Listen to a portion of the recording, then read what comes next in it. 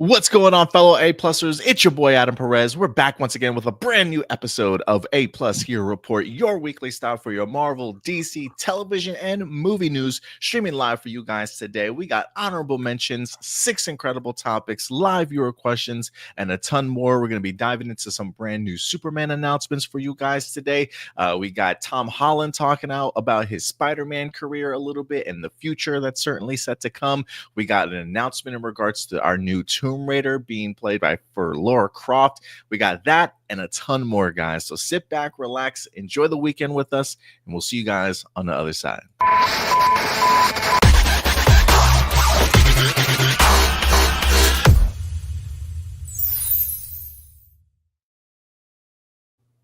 Good morning, ladies and gentlemen, here from Fort Worth, Texas, live for you guys today. It is I, your host, Adam Perez, and coming from the Bay Area himself, our co-host, as always, Stuart Branscombe. What's going on, buddy? Hey, not much at all. Just another week. Yeah. I got to tell you, have you been busy packing or reorganizing some things? I see your bookshelf isn't there anymore. What's going on? Yeah, we're reorganizing, basically getting more bookshelves. We moved the ones that we had here out to the dining room because originally we had like 2 tables because we have like a huge empty space in our dining room. So we had like 2 tables. One of them was like, the table for eating. The other was we meant to use it as a gaming table, but unfortunately we just didn't really have the room to like put it out somewhere where everyone can use it. So it's been like for the past couple of years, it's just been where we've been setting up all the board games and everything. So it's just been like a table piled with board games. So recently we just decided to get new shelves. So we're moving the shelves that we had here. We moved those out to the dining room where it's now a lot more organized. It looks a lot neater having our, board games all out on like organized shelves. And then we're going to be getting new shelves in here that should be bigger, hopefully be able to keep up with my fiance's, ever-growing book collection, which is actually, if you guys want to see how huge that collection is, one second. Yeah, this big pile of books right here. Yeah, that's about a little more than half of it over here. If you guys can see all these right here. You're muted. I was gonna say that's crazy. It comes up to like the side of the bed over there. Yep. I love it. I love it. That's crazy. What's that? Is that a graphic novel you've got behind you that looks like is that a Superman thing? What is that? This one is Action Comics, Volume 1 from DC Rebirth. Nice. Like, okay. Early. Okay. Yeah. Basically a lot of these on these shelves are just some of my trade paperbacks. Nice. I love it. Love seeing the collection. I didn't know your girlfriend was such a big reader, man, but that's cool. That's cool. Reading is fundamental, is what I learned in the 90s. Yeah. So yeah, keep it up. I'm still coming to you guys from parts unknown. I'm not gonna give away my location here. So we got this fabulous green screen behind me, showcasing my dream house one day. Hopefully we'll get our setup here in the next couple of months back to where things used to be. But in the meantime, yeah, this is not my house for people that are certainly wondering. I wish it certainly was. But we got an incredible show for you guys today. We got 6 incredible topics. If you have any live viewer questions, we'll get to those towards the end of the show. You can submit a live viewer question if you want to. Just go over to our YouTube page, A Plus Hero Report. Click on the post tab. And there is a live viewer question post. You can go ahead and leave a comment there. We'll get to it towards the end of the show. Also, if you guys want to go ahead and support the channel monetarily in any way, we do have super chats available. I think they even have like a new program over here, Stuart, where you can get like experience points for either commenting or doing super chats and stuff like that. If you do provide us with a super chat, we'll certainly bring you up on the screen. We'll praise you for everything that you've helped us out with here. Trust us when I say we have no sponsors right now, so we really grow based off of your support. So we really appreciate anything that you guys can certainly help us out with. If you can't, because look, it's hard in them streets, Stuart. You know what I'm saying? Mm-hmm. Just hit the like button. That goes a long way. It's absolutely free, takes no time. And feel free to if you want to share clips of these episodes, share the video as a whole, feel free to certainly spread it around, share and like our content. That definitely does go a long way for us, as always.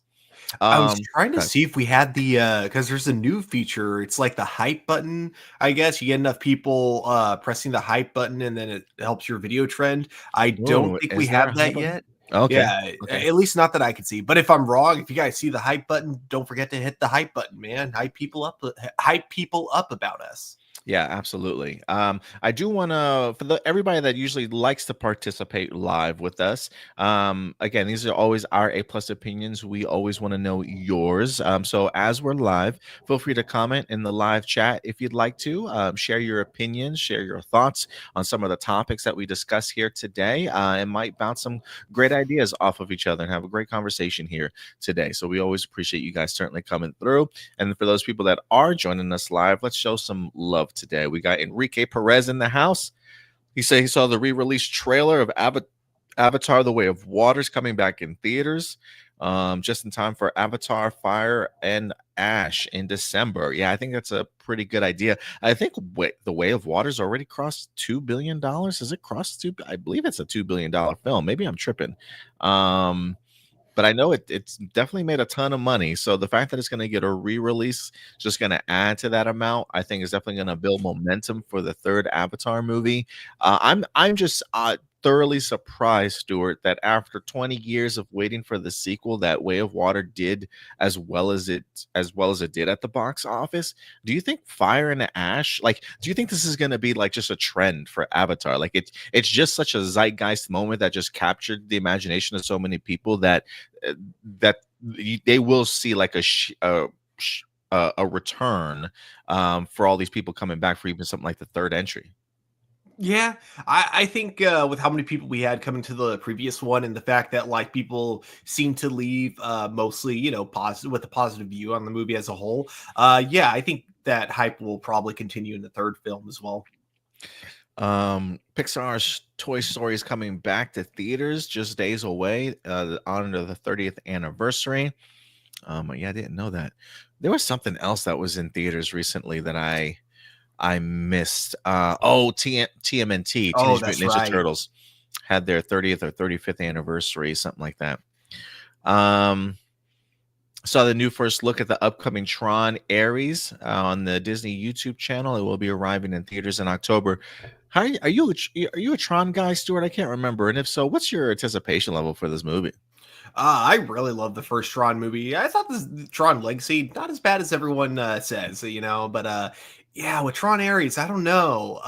It like visually, I think a lot of things about it look pretty cool. I like that the worlds are kind of merging in this one. Yeah, it's just dope I worlds collide concept, I think.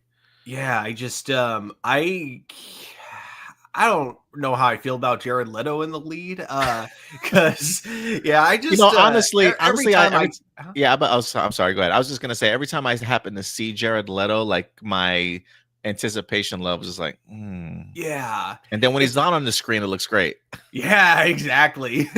It's just, yeah, every time I think, okay, I think this might be the right role for him. Like, I think Morbius was like the last one that did it for me. I'm kind of like, he's not the best actor, but I feel like this type of role would fit him so well.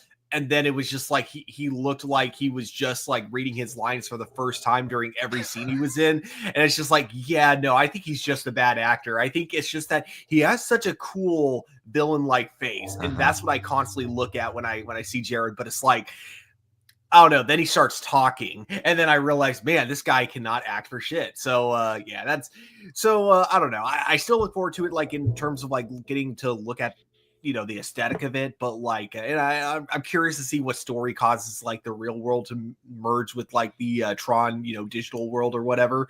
But yeah, I think it's just every time I'm reminded that Jared Leto's in this movie, my hype just like dwindles down. Yeah, we're far removed from the days of his Emmy nomination, or I think maybe even Emmy win for Dallas Buyers Club.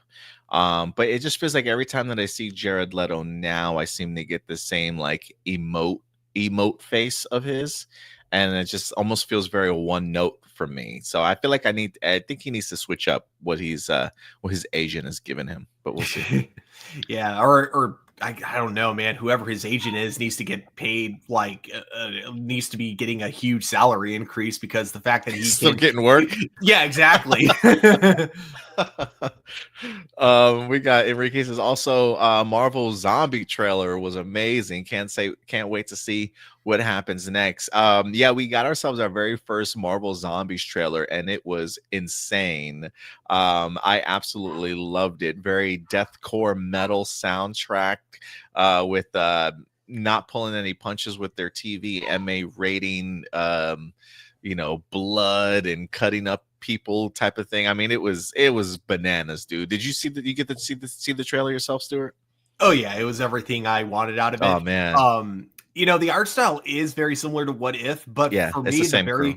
the very first shot though very much reminded me of the Walking Dead Telltale games in terms of its like 3D art style. So that's kind of like a vibe that I got from it. But of course, in the Marvel universe. So yeah, it looks like it's gonna be a lot of fun. I'm excited.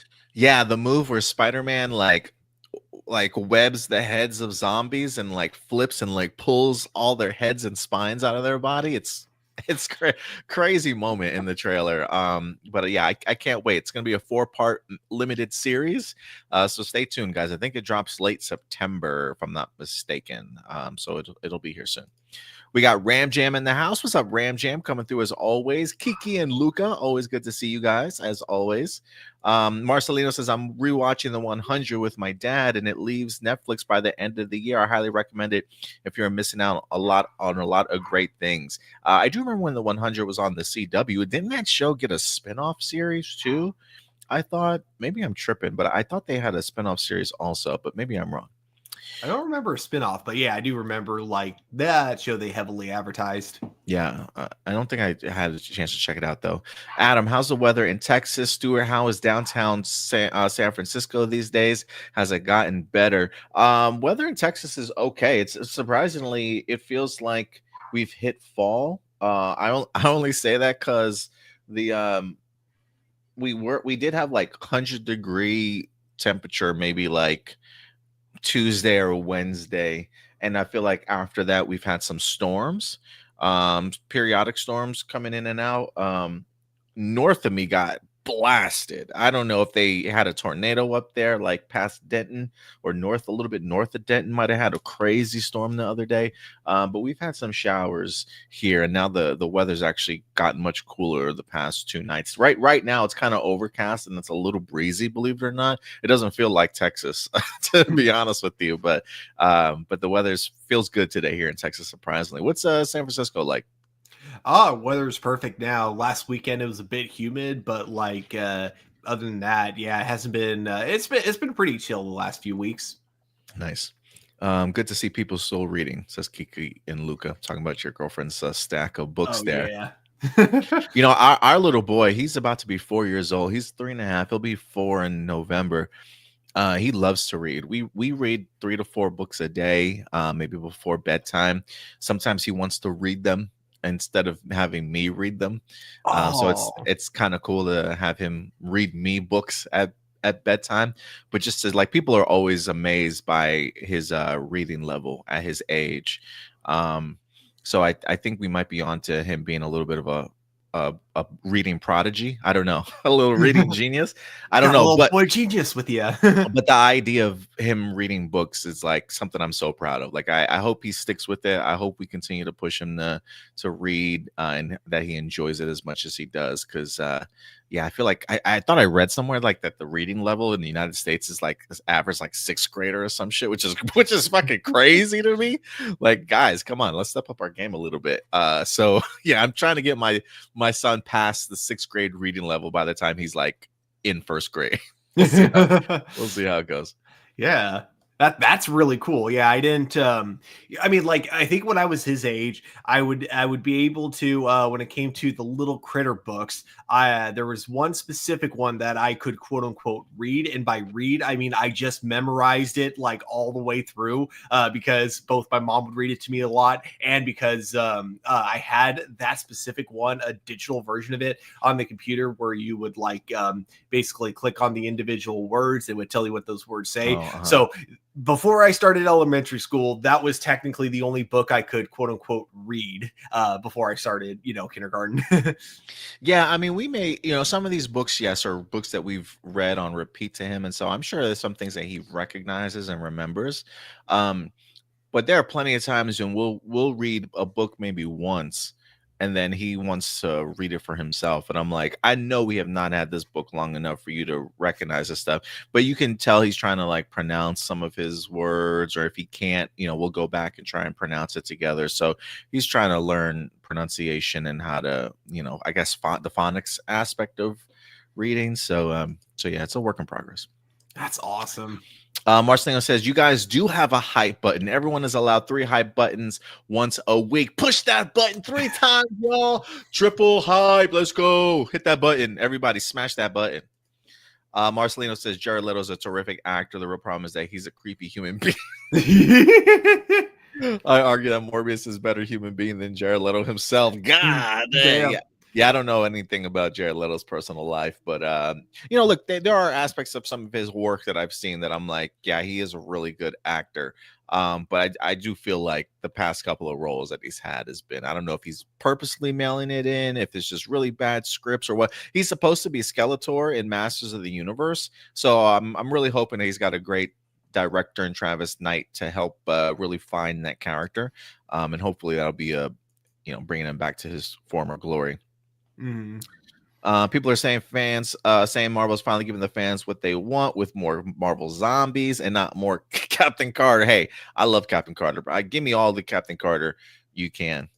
Mahershala Ali is not voicing Moon Knight. Instead, Todd Williams will be voicing him, which is extra funny because he also replaced him as Titan from Invincible. Okay. I guess did he like decide to leave, or they just couldn't afford him anymore because Amazon loves cutting budgets? Oh, maybe. I have a feeling that I don't think we're ever going to see Mahershala Ali as Moon Knight, as Blade, man. I don't think it's going to happen. Yeah, he's just getting older and older and older. Yeah, I don't know, man. I'm just having a bad feeling about it. Especially because you got a lot of people coming back. Like, I know not everybody returns to do their voice over work and stuff, but everybody else from their Marvel roles have come back. But maybe because Mahershala hasn't played him in live action yet, maybe that's why they figure we can kind of get away with a voice actor right now. So maybe it's that per se, more so than he's just never going to play this role. Yeah, I mean, technically, he voiced him in a small cameo for Eternals. Yeah, but we never saw him on screen, though, right? Like, you could have gotten any voice actor to do that. So I do wonder if that's why he didn't come back. Because I'm like, every other big actor, not every other, but a lot of big actors came back to reprise their roles for the voice roles, at least, for their characters. But yeah, Mahershala, not so much. But yeah, so we'll see. All right, guys, with that out of the way, let's go ahead and kick this show off, Stuart, with our first segment of the day.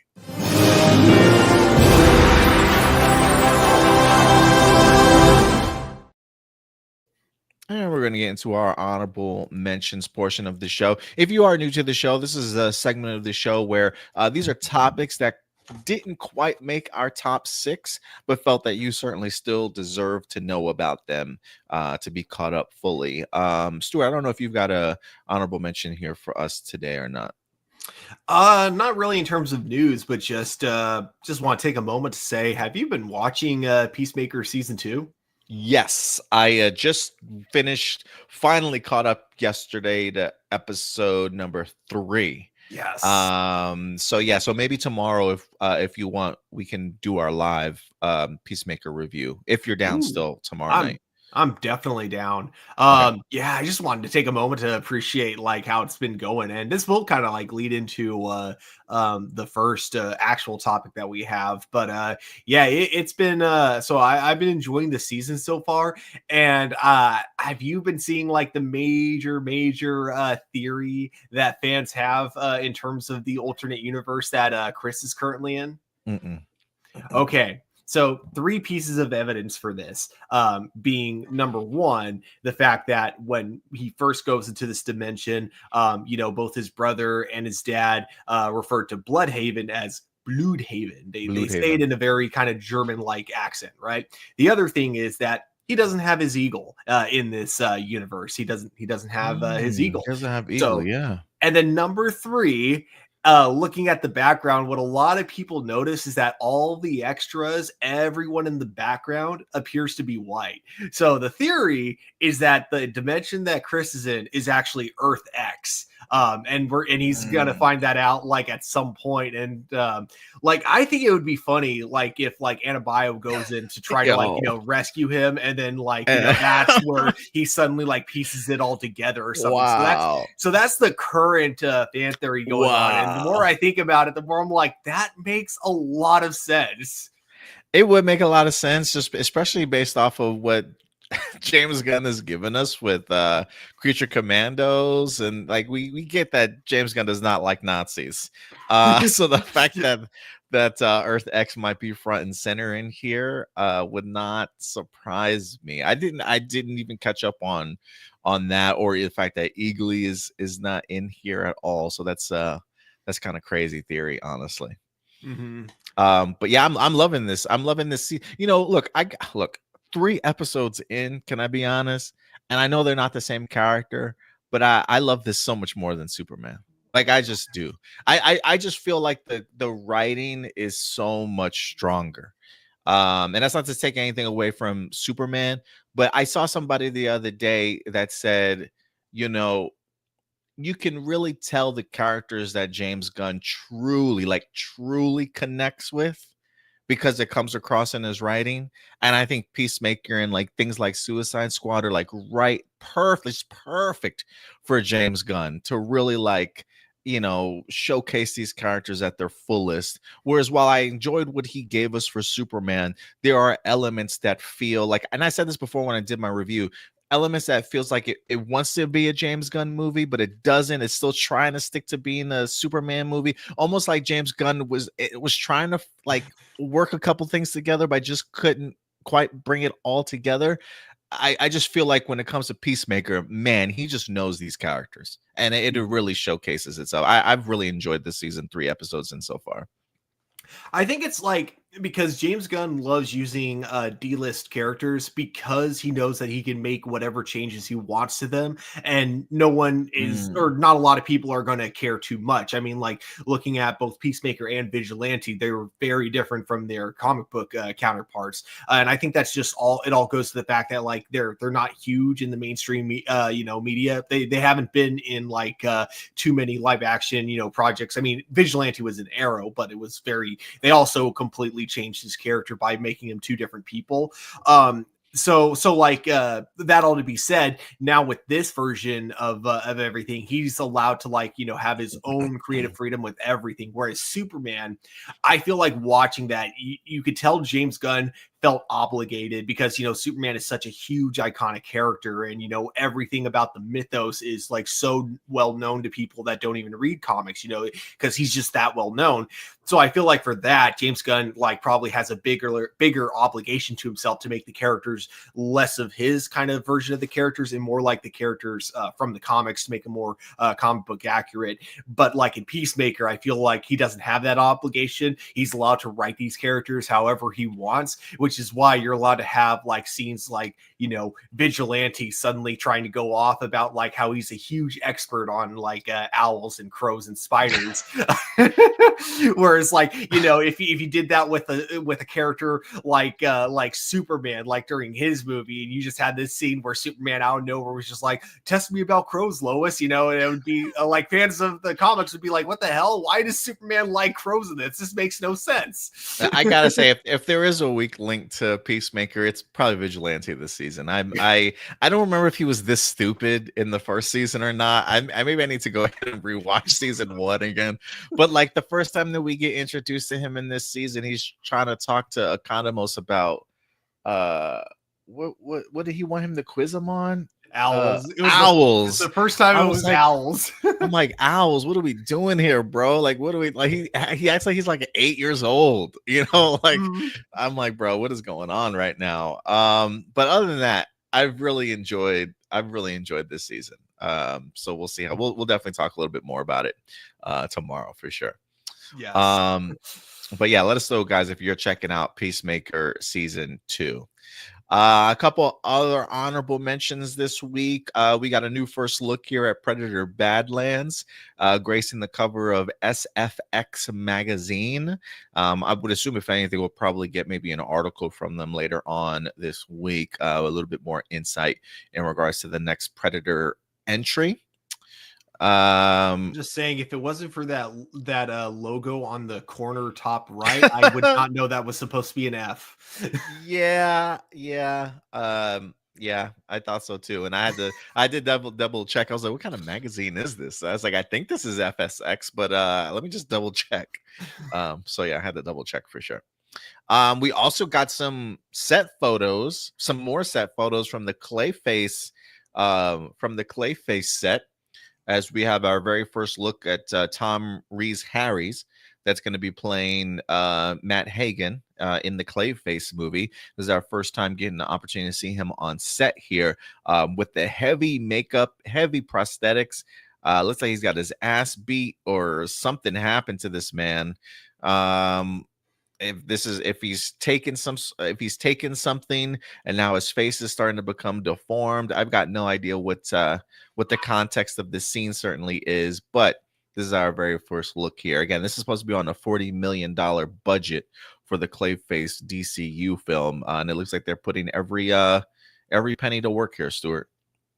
Yeah, I'm really excited for this. I guess that people are like kind of trying to pick at certain aspects of the set photos that were released, including a map of Gotham, and they're trying to say, "Hey, if you squint, this kind of looks like it could fit into Pattinson's Batman universe," which I still don't think that's what they're going for. I think that, like, especially because you look at, I mean, okay, I could be wrong here. I don't know if like different precincts have different designs and everything, but like I assume usually if it's like several precincts in the same city, they usually go for the same design in terms of uniforms and vehicles. But like the big thing is that people are looking at the vehicles and going, yeah, these are not the same vehicles the GCPD used in Robert Pattinson's Batman. So I think that, yeah, like I said, I think right now they're filming it like it's not in that universe. But like James Gunn still constantly will like never 100% dismiss the idea of him being in the DCU. He just says that as of now, that is not on the table. And it looks like this will be the one that'll like confirm it for sure. I still think we're getting Batman in this movie. I still think he's going to make at least a cameo, and that'll be how we get introduced to our Batman of this universe. Yeah, I agree. I think this is going to be our cameo for Batman's first appearance. Blossom, what's up? Blossom says, holy Richie Foley, that guy looks like a Megazord stomped on him. Yeah, looks pretty brutal for sure. What else do we got? 28 years later, the Bone Temple. For those of you who don't know, the next installment to the 28 Years Later franchise is dropping January 16th. Nia DaCosta, the director, directed the second part of this trilogy. So 28 years later, the Bone Temple coming into theaters January 16th. This week we had a brand new trailer that dropped, our very first trailer for a look at it. Did you check this out at all, Stuart? I don't know if you saw it. I totally forgot to check it out. This I gotta tell you, man, I'm a big fan of this. The movie itself, I was a fan of. I really enjoyed it. I don't know if it met my expectations in the sense that I probably would have loved a little bit more jump scares, a little bit more chaos from time to time.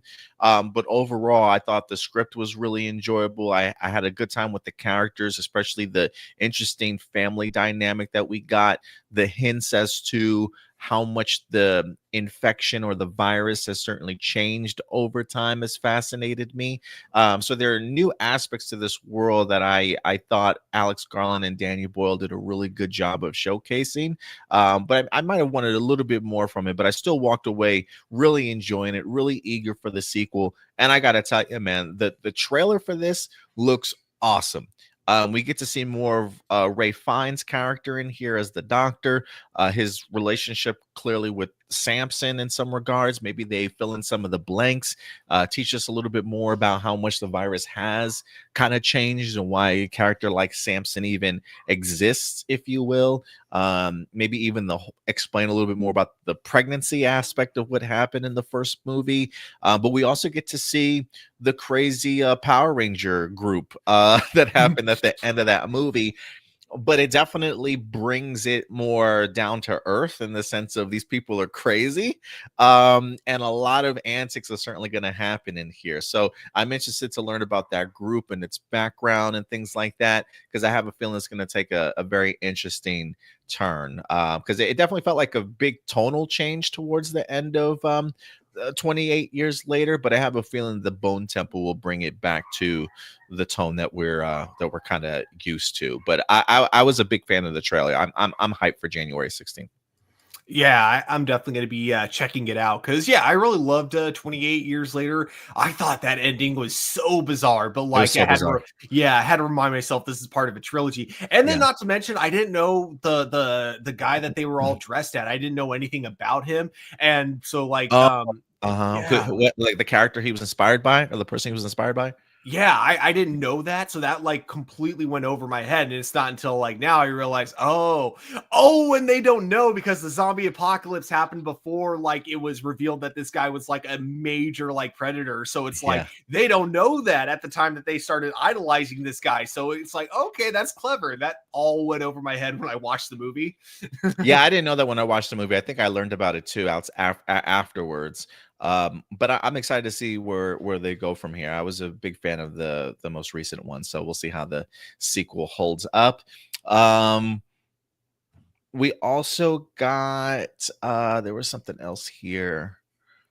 We also highlighted DC for you comic book fans out there, DC KO.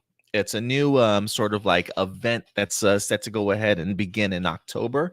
It's currently part of their all-in initiative that they have currently going on right now. I believe Darkseid is set to go ahead and return. And somehow, I don't know how, but somehow we get ourselves a tournament style like fight on our hands. And we talked about last week some of the characters that were going to be involved in the tournament. This week, Stuart, the tournament bracket has been revealed. So we know exactly who's going to be going up against each other. And I'm sorry if it's hard to see this, but I think that's Superman versus Giganta up there. We got Captain Atom against Power Girl, Guy Gardner against Firestorm, Jay Garrett against Cheetah, Aquaman against King Shark, Connor Hawk against Hawkman, Lex Luthor against Black Lightning. I think we also have the Demon against Supergirl. I believe this is Wonder Woman versus. Give me a second. Wonder Woman versus Starro of all people. That's gonna be crazy. Lobo versus Plastic Man. Swamp Thing versus Vixen. Cyborg versus Batwoman.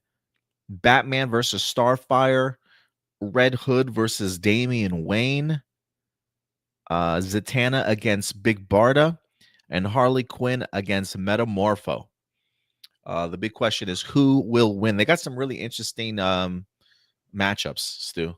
The one that I am the most curious about, because this actually feels like a fight that could happen like in the comic books. Damian Wayne versus the Red The Red Hood. Hood, yeah. That's to me, that feels like the first fight where I'm like, okay, this does not look like it's going to be one-sided. Like this is one where I feel like both are definitely going to hold their own. So and that's if really you look cool. if you look in the next bracket, like whoever wins out of that could potentially face Batman. Ooh, So you yes. already got like an inner family fight, and then you would have another inner family fight if Batman makes it to the second round. Blossom says March Madness DC style, huh? Absolutely. Yes. Absolutely. I'm so here for it. So I don't know. I expect some big twists and surprises. You know, there always tends to be some upsets in these type of DC tournament style stuff. So look, if you guys are into DC comics, or if you're just looking for an interesting comic book to pick up, that certainly might be one. So that drops in October for you guys. I don't know how many issues it runs for, but it drops in October. Yeah. I don't have a graphic for this one, but I did want to bring to people's attentions that Fede Alvarez, the director from Alien Romulus, this week has talked about the idea that while he's writing the sequel's been written, he's not directing it. He says he's going to go ahead and hand off the baton to somebody else to direct it. So I feel some type of ways about that, but Fede Alvarez will not be back to direct the Alien Romulus sequel. And then last but not least, we got some Street Fighter news for you guys today. The cast has been officially revealed for everybody. Stuart, let's go through the cast. Eric Andre as Don Savage. Who's that? Who is that? Is he the announcer? That I don't know. Someone tells me I don't know who that fighter is. I think he might be an announcer. I don't know. David Dasmalchian as M. Bison. Hell yes. Jason Momoa as Blanca. Yes. Mel Jarnson as Cammy. We got Orville Peck as Vega. I don't know who some of these people are. Noah Centineo as Ken. Reina Valenjdeham as Julie. I'm so sorry if I butchered your name. Oh my god, I'm not even gonna. Yeah, good luck, Dalsim. Oliver Richters as Zangief. Oh, he looks incredible. Was that guy? Is he a WWE wrestler? He looks kind of familiar. I don't think so. I feel like maybe we've seen him though, like as a stunt. That's not the mountain guy, right? From Game of Thrones. I don't think so. I don't think so. 50 Cent as Balrog. That's awesome. Hiroki Goto as E Honda. Roman Reigns, our tribal chief, as Akuma. Nice. Andrew Schultz as Dan Hibiki. We also got Kalina Liang as Chun-Li. Andrew Koji as Ryu. Sweet. And then last but not least, Cody Rhodes as Guy. Oh, that's funny. Wait, we got a Ryu casting, but no Ken. Interesting. No, we did have Ken. Ken was Ken, where'd you go? We did. Yeah. Noah Centineo is Ken. Awesome. So yeah. Hey, wait a minute. What happened to my I can't wait a minute. Oh, sorry, for some reason it won't let me scroll up on my images to get back to the beginning. Where the heck did this go? Wait, are you looking for this or my border? Yeah, when I go to media assets, it won't let me scroll up or down anymore. Where did it go? That's weird. That is weird. What's going on? Huh. The scroll button just like disappeared, or it just disappeared on me. Huh. Hold on, let me exit out real quick. I'll be right back. Cool.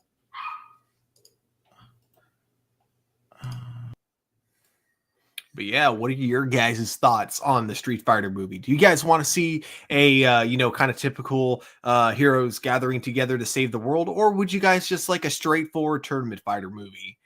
For me, that's kind of what I want out of it. Like, don't get me wrong, I want there to be stakes. Like, of course, Bison probably threatening to destroy the world at some point. But I wouldn't complain if we just before we get to that climax, we just get like a straightforward tournament movie. And that's what builds to, the ultimate climax. Kind of like what they did in the 1990 Mortal Kombat movie. Okay, we're back. Awesome. Blossom says my money is on Zatanna as well as Starfire. Hope this movie gets a sequel.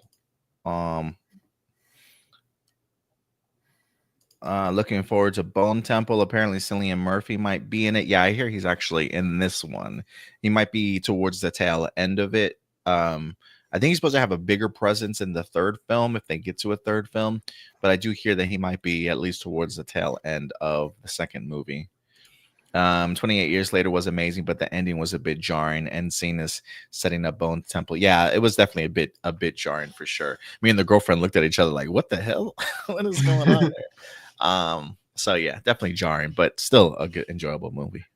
What in the Sailor Moon's name is that? Is that something from Sailor Moon? Like, I wouldn't doubt it. That's so funny. Now you know Blossom has her sayings that she loves to say. All right, y'all. I think with that out of the way, I think it's time for us to get into our main topics for the day. Stuart, are you ready to go ahead and kick this off with me? Always. Let's do this, man. We got some big news this week here from the world of DCU. A couple of topics we're going to be diving into. A big casting announcement for the upcoming Tomb Raider television series. Also, we're going to dabble into a little bit of MCU as well for you guys. But we're going to be kicking this off with a new DCU movie.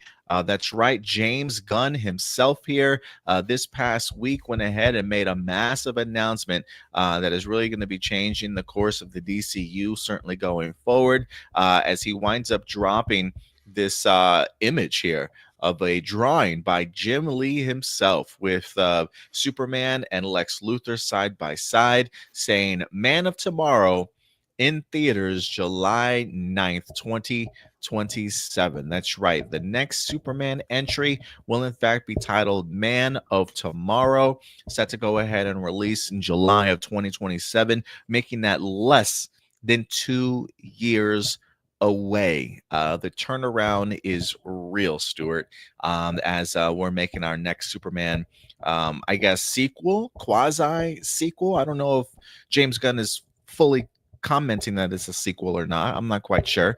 But he has been saying recently that he was working on a new treatment for the next installment into the Superman saga, that this might be more super family related. So I don't know if it's necessarily a solo outing here for Superman, but it's definitely one where this is going to be one of the next major stops for this character in this huge announcement, Man of Tomorrow. We also got other artists that went ahead and dropped to go ahead and celebrate. Jorge Jimenez, who's the current drawer or artist on Batman, he did the one on the very far left. So James Gunn is really diving into the appreciation for comic book writers and artists, having them put together these pieces of artwork to go ahead and celebrate the announcement of upcoming DC movies here. And I think it just goes to show, Stuart, just how much James Gunn truly appreciates the creative teams behind these major characters, and trying to really collaborate with them along with the movie side of things to just bolster the excitement for these upcoming movies. So Man of Tomorrow, Stuart, is set to go ahead and be here. Let me go ahead and bring this up. This article comes to us from variety.com that gives us a little bit more insight into the movie itself. Can you go ahead and pull up one of those banners, Stuart, also? While I read this, Superman sequel, Man of Tomorrow, set for July 2027. David Corenswet will dust off his red trunk soon, as a sequel to James Gunn's summer hit Superman will fly into theaters in less than 2 years. James Gunn took to social media on Wednesday to announce the official title and release date of the project. Superman, Man of Tomorrow will hit theaters July 9th. In his announcement, Gunn included a comic book image of Superman standing next to Lex Luthor in his war suit, a pretty clear signal that the sequel will continue to focus on Luthor's antipathy for the Man of Steel. He creates this suit in order to match Superman's strength and abilities. It seems that after the failure of his plan to use a clone of Superman to defeat him in the first film, Luthor has decided that he needs to cut out the middleman and get the job done himself. Let me see what else. Any new information in here? The accelerated schedule also means the Superman sequel will debut before Matt Reeves' The Batman Part 2, which is set to go ahead and drop later on that year. Do you want to hear? We do have some other details about this movie. I'm trying to think if we should go into that first or give our thoughts on this one. Do you want to give your thoughts on this one, or do you want us to? Should we hit them with the additional details first do? I'll give my initial first thoughts. Just the fact that Uh, I'm glad Superman. Oh, no, what did you say? You want to give your thoughts on this first, or do you want us to do the details first? My thoughts on it first, just as it is. Okay, Just like go as ahead. a. Yeah, go ahead. Oh, cool. Is there a delay? Yeah, I think so. Ah, okay. So yeah, like just overall as an announcement, it's something to get excited for. I think that Man of Tomorrow is the perfect title for a Superman sequel. I always thought that that would be the title they would have gone for had Zack Snyder made his sequel to Man of Steel. So I love Mm. the title, and I love the fact that like right off the bat they show us the Lexo suit, and because of the way that the artists all seem to want to draw, like Lex Luthor and Superman, they're not fighting, they seem to be working side by side. It makes me think that there's going to be a reluctant team up in this movie, one where they both have to put aside their differences for the greater good. And I'm thinking, what better villain would there be for that than Brainiac himself? And it also offers the potential of Lex Luthor completely stabbing Superman in the back when he discovers a way to merge himself with Brainiac if they go the route of the Justice League animated series. But yeah, overall, like nothing but Mm. hype so far from just like this couple of things that they've released about it so far. Yeah. I love the speculation about possibly Lex merging with Brainiac if that's something that they ever go down that route of. I actually find that really fascinating. I don't know if Brainiac has been confirmed for this movie or not, but it definitely seems like the theory that's kind of going around. But I think it all really adds into the title of this movie. Like we're most notably known Superman to be called or considered the Man of Tomorrow, but I feel like in other mediums before, I feel like Lex Luthor has tried to use that moniker himself also. Or I think if you were to even ask Lex Luthor, like, who's the real Man of Tomorrow, I think Lex would say him instead of Superman in regards to, how much Lex Luthor pushes technology and advancements and things like that. So I almost think the Man of Tomorrow motto, while it fits for Superman perfectly, that's who we usually refer to as the Man of Tomorrow. I think both of these gentlemen could probably fight for that moniker. But I would also even say I think Brainiac could also be considered a man of tomorrow in a sense, even though he is certainly an alien. His advancements, the idea of him maybe having more technology, more intelligence, right? That concept of the man of tomorrow, that futuristic kind of man, I think would also fit Brainiac if he's in here. So I don't necessarily think the Man of Steel is just focusing on Superman per se, but all the really big players that might have a role potentially in this movie. Again, Brainiac has not been confirmed, but I think that's a theory that a lot of people are certainly leaning to, especially if this is meant to be sort of, like you said, Stuart, a team up movie that's kind of like very much reluctantly. What other big bad out there when you need the brains and the brawn of Superman, the brains of Lex Luthor and the brawn of Superman to try and take somebody down. It just feels like Brainiac fits that perfectly. So we'll see though. But we do have other details. Other details have emerged. I kind of want to say take this with a grain of salt for now. But this is coming from Nexus Point News, which tends to be pretty on point with things from time to time. So let's dive into this one. This is an exclusive from them. Man of Tomorrow eyeing to begin production next summer. As announced today, his next project will be titled Man of Tomorrow. The film serves as a direct follow-up, but not a sequel to Superman. Sources tell Nexus Point News that production is aiming to begin in the summer of 2026, specifically in June. Gunn will write, direct, and produce the movie.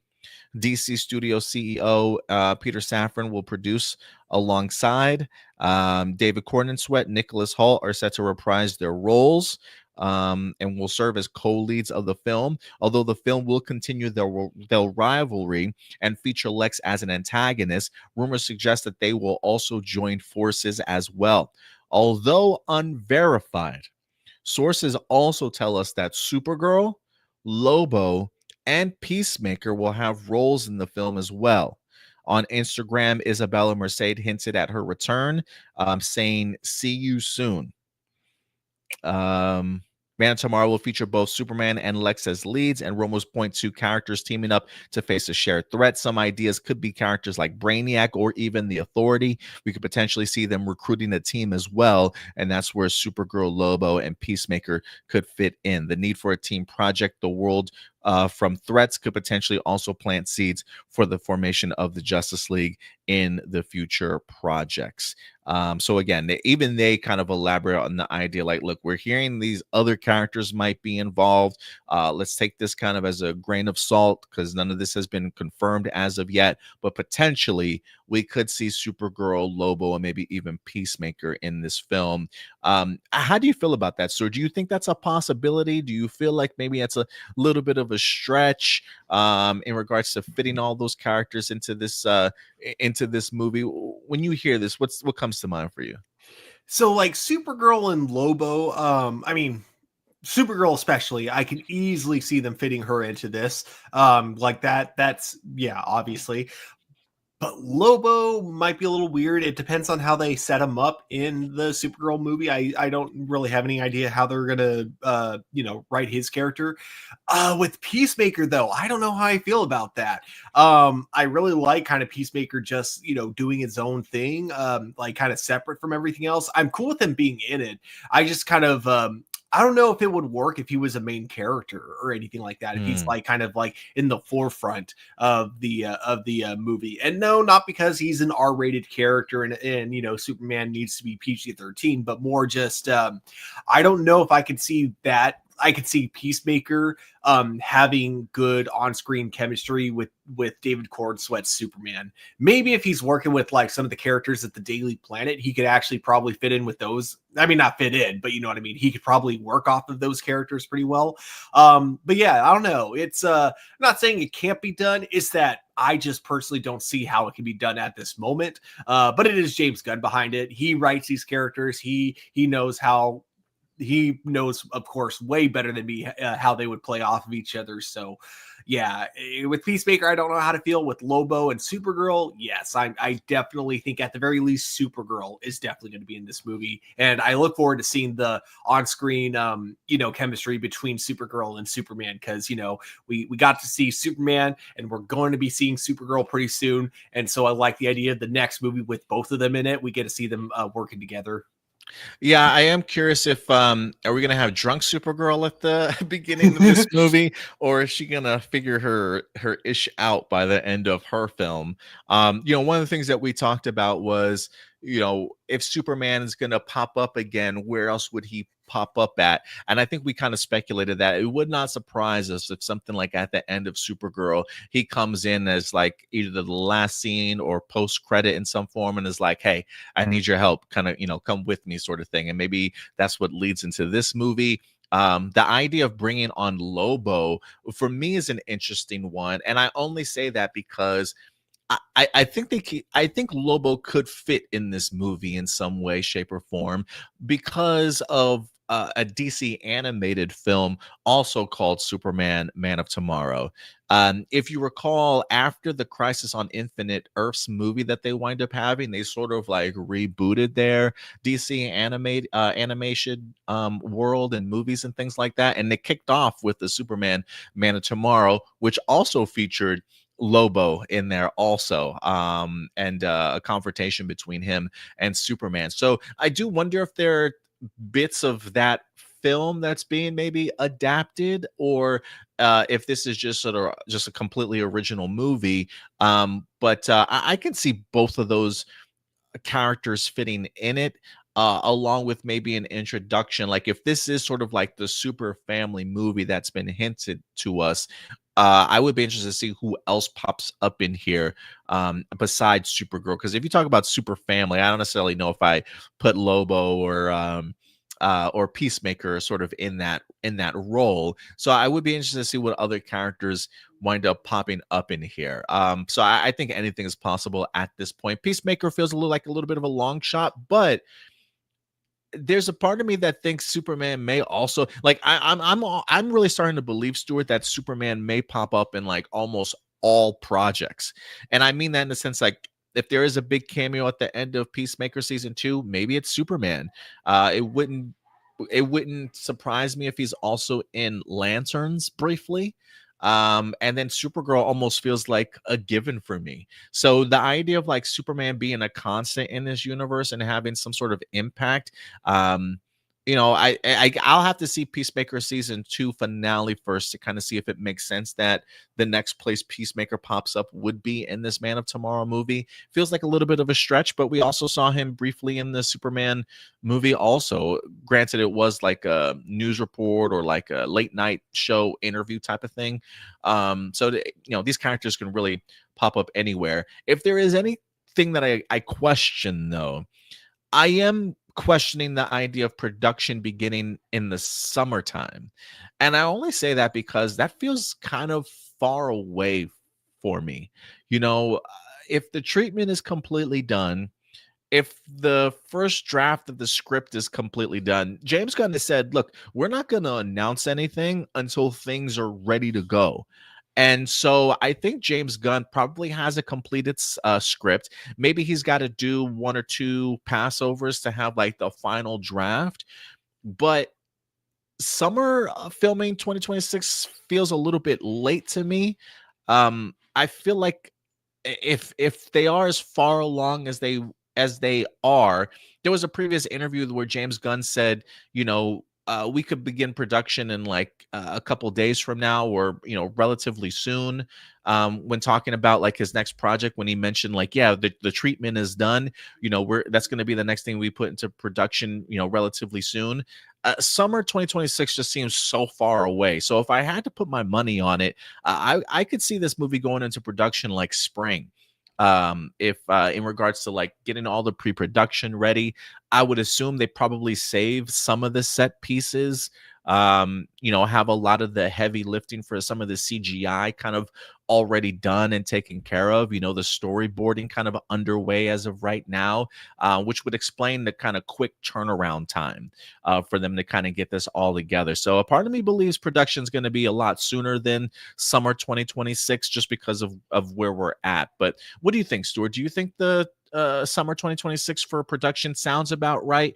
Or do you think it might happen a little bit sooner? Because we're in September right now. I feel like that's a whole year for pre-production, or what, 8 months maybe. I just feels like that's too long. Yeah, I think that if this was like more of a Marvel project, this would make a lot more sense to me. But without like James Gunn has been doing everything DC wise, and the fact that he seems to really want to like take his time and then make sure there's like a ready to go script. I don't know. I think that it has to start before that because look at how much time he took on Superman. Like it was like an entire, like, I want to say it was over a year of post-production before it came to theaters. And if you start filming in July, and I'm assuming that this will not be like a simple 1 month of shooting. I'm assuming this is going to be a movie that takes at least 2 to 3 months to film. That's way less than a year for post-production.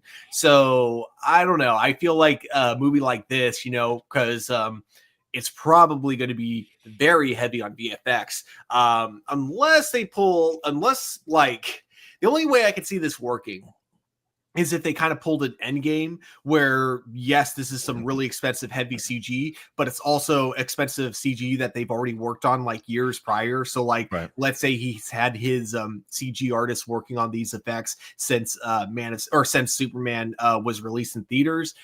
Then I could see it working.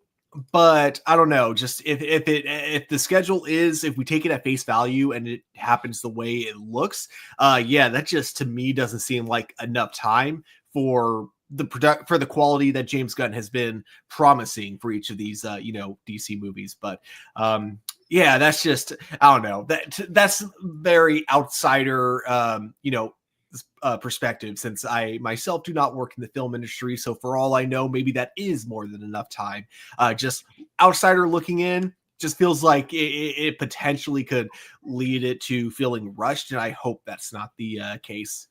Yeah, like I said, the only thing that would make me think that maybe, okay, I can see why it's going in production in the summer is maybe because, again, you already have, technically, again, I think they still have some of the sets built I don't think they probably tore them all down. I think they were probably still ready to go. I think you already have like your pre-animation stuff from the first film that you can kind of build off on.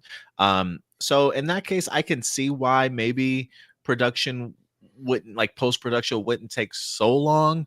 But if I'm James Gunn, like he said, the way that he's talked about taking care of making sure everything is kind of in place, you know, if he's ready to announce this movie for July, and he wouldn't announce it if things weren't that far along already. I have a feeling that maybe the summer production seems a little bit too late, and it would not surprise me if this movie goes into production a lot sooner than that, maybe like springtime. And I only say that too because I think they already have a production set for summertime, because I'm still a believer that the Sergeant Rock movie is still happening. I don't think I don't think James Gunn is taking that off the table. And I think he's also mentioned that Sergeant Rock was still happening or was on their list of movies to happen.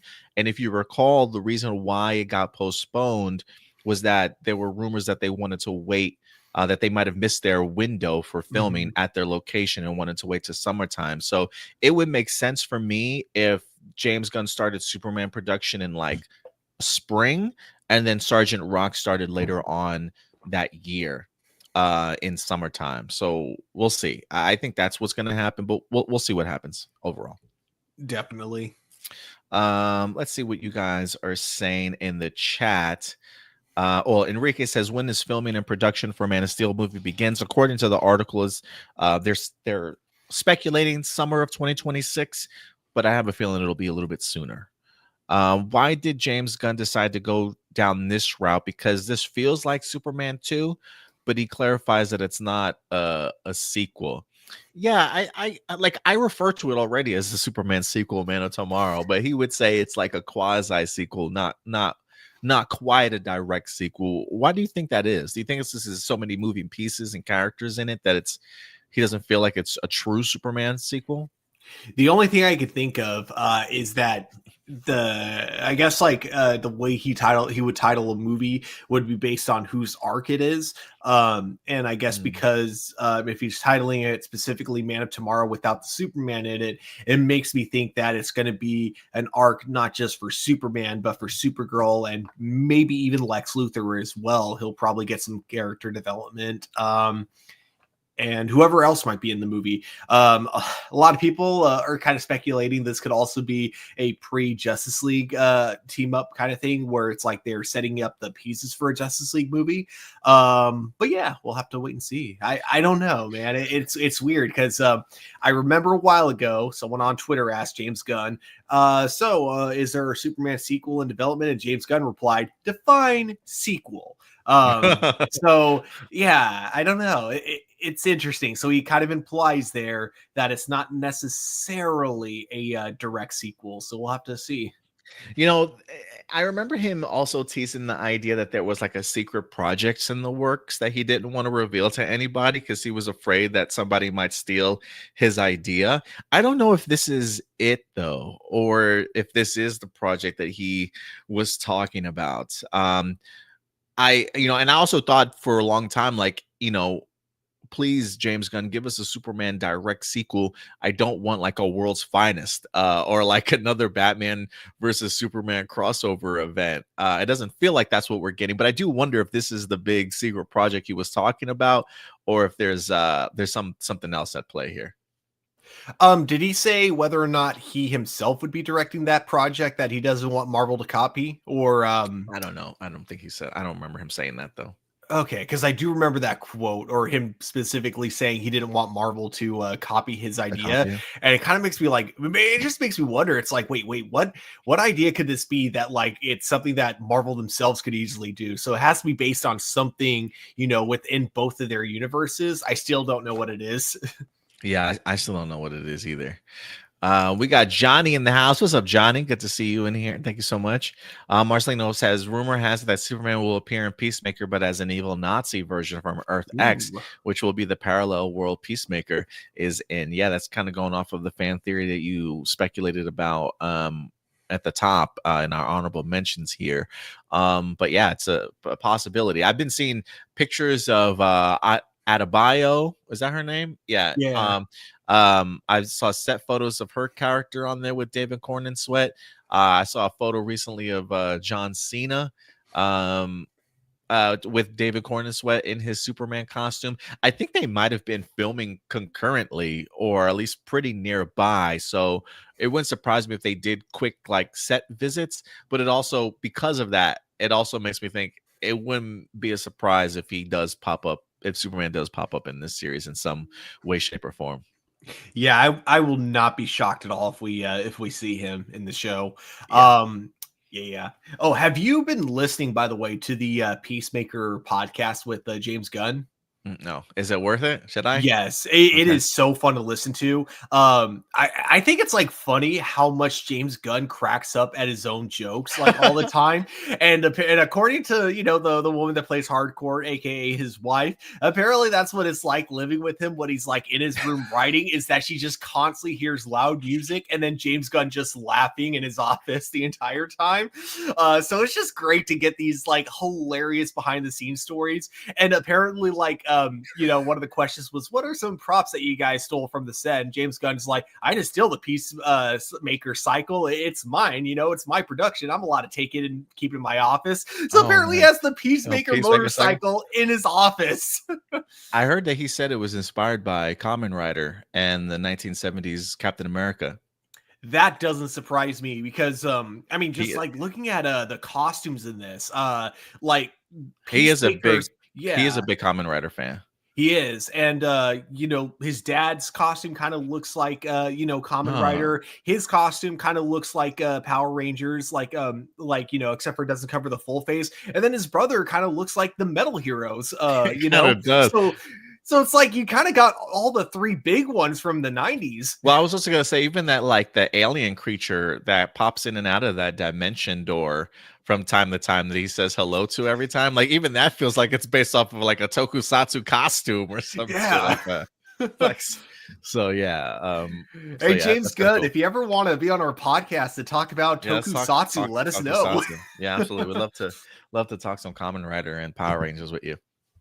But yeah, guys, let us know your thoughts. What's your excitement level for Man of Steel? Quick turnaround here, right off of the success from Superman this summer, less than 2 years away. The quasi sequel, Superman Man of Steel, is headed our way with a potential Lex Luthor and Superman team up. How are you feeling about it? What do you think about some of the rumors and speculation going around? We want to know your thoughts, and of course, we'll certainly keep you guys up to date with each new development. With that out of the way, Stuart, let's move on to our next DCU project that we're going to talk about. As this one, I believe, is going to be a DCU Elseworlds. So not necessarily taking place in the main timeline in here. But James Gunn has always talked about the idea that they have no problem in doing movies outside of their universe. But when it comes to Elseworld stuff, it's got to be top notch. It's got to be even a better script than some of the DCU stuff that they have in order to go ahead and garner a green light for production.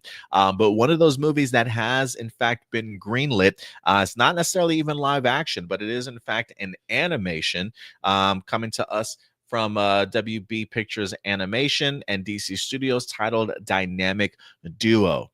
This will, in fact, focus on both our Jason Todd Robin along with Dick Grayson as well. We had some earlier concept art that was shown maybe sometime last year.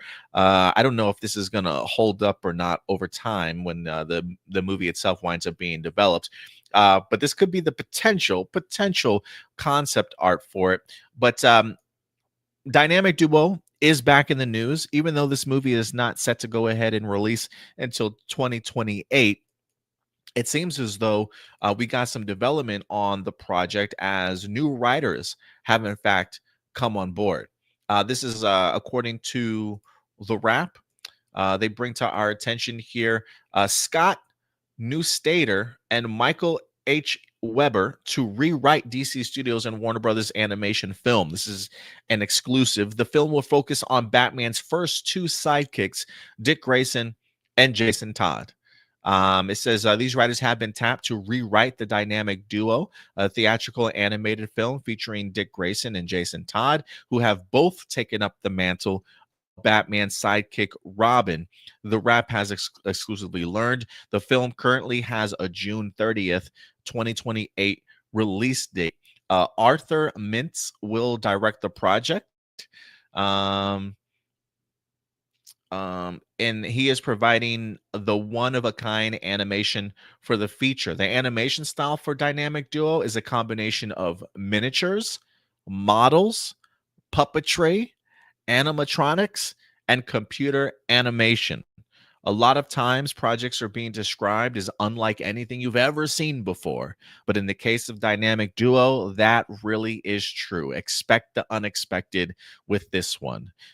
In the comics history, Jason Todd joined Batman as the new Robin to take the place of Dick Grayson, who had left Batman's side to lead the Teen Titans. In this film, though, Dick and Jason will both be Robins, training to defend Gotham side by side alongside Batman. It looks like Matt Reeves will, in fact, be producing this. If you guys also, these writers are best known for writing the romantic comedy 500 Days of Summer, which I was a really big fan of. Additionally, the duo were nominated for an Academy Award for their best adapted screenplay of The Disaster Artist, along with Rosaline and a 2023 miniseries Daisy Jones and The Six, if you guys are interested in checking out some of their previous work here. The animation studio is titled Swaybox. If you guys have not had the opportunity to check out some of Swaybox's animation and some of their work, I highly, highly recommend that you do.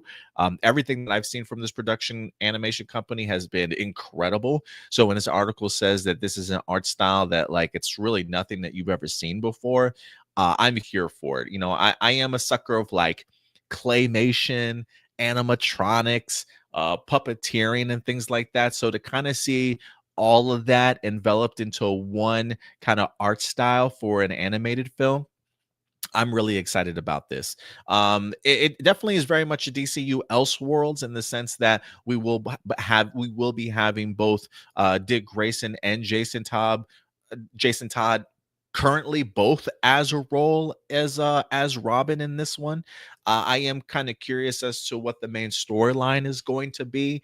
But as somebody who has always been a really big Dick Grayson fan, whether that be as Robin or even as Nightwing, to kind of see what that relationship is going to be like between him and Jason Todd, as they both sort of share that Robin moniker. It almost reminds me too, Stuart, if you remember, was that Titans season 2, when Jason Todd does come on the scene. There are a couple of flashback sequences where we do see Dick Grayson as Robin, fighting alongside Jason Todd as Robin also. So it kind of really, really worked for me in that regards. So, you know, them bringing that live action to animation in some way, shape, or form is really exciting. But I think for me, the animation style is really what I'm looking forward to. How can they capture that unique magic of that animation style with this world of Gotham City and Batman and his Bat family? I really do think this is going to be something special, Stuart. Hopefully in the veins of what Spider-Man Into the Spider-Verse gave us, in the sense of a unique kind of animation style with a stellar script that really kind of launched the career of Miles Morales in regards to like a prominent name for everybody when it comes to who Spider-Man kind of is. I really hope that it leaves that type of mark also for the DCU in that regards. But I'm excited for this one, Stuart. But what about you when you hear this? Yeah, to be honest, I'm going to say something that's going to piss off a lot of fans. Uh-oh. But I'm kind of glad we're getting this instead of the Batman Beyond movie that like supposedly Ooh. was in pre-production. Don't And throw here's why. tomatoes at this guy. Here's why, everyone. I'll explain myself. It looked cool. I would have definitely been front in line to see that movie when it came out, but didn't look like anything that was going to change anything. It literally just looked like it was going to be like art style wise, it looked almost exactly like Spider-Man across and into the Spider-Verse. And then it also would have had a very similar kind of thing going for it, where it's like you don't have much like how in Into the Spider-Verse, you don't have Peter Parker Spider-Man, you have Miles Morales Spider-Man. In that same way, you would have had Bruce Wayne's Batman, you would have had oh God, why am I blanking on his name? Oh no. Oh crap. Terry Guinness. Yeah, Terry Guinness is Batman. So it would have been like a passing the mantle type of a movie as well. I don't know. It just, to me, there feels like there would have been too many themes that would have been similar, and then a very similar art style and animation. I'm not saying that would have made it a bad movie. It probably would have been awesome, and I would have been front in line to see this. It just wouldn't have done anything unique, anything new. But this, I feel like you have the potential to do something like much newer. You have the potential. Yeah, first of all, you get to introduce to the audience, because like I don't know how like movie audiences, how much they know about Robin. But I'm going to assume not too much, because in terms of movies, we've only ever really had one live action Robin before. So this would be kind of a cool way to introduce audiences to the idea that, Batman has had more than one Robin in the past. And then making it a fun team up movie between two Robins that are very different from each other. And then I can see them butting heads with each other also is kind of a cool idea. But then on top of that, the fact that we're getting a very unique and very new art style, very new type of animation, I feel like it just adds so much more potential to the movie. And, again, allows the animation industry to grow as a whole, as you introduce these new ways of, animating, new ways of basically just like these new techniques, new technology, and all that kind of stuff. I feel like that actually pushes the anime industry forward.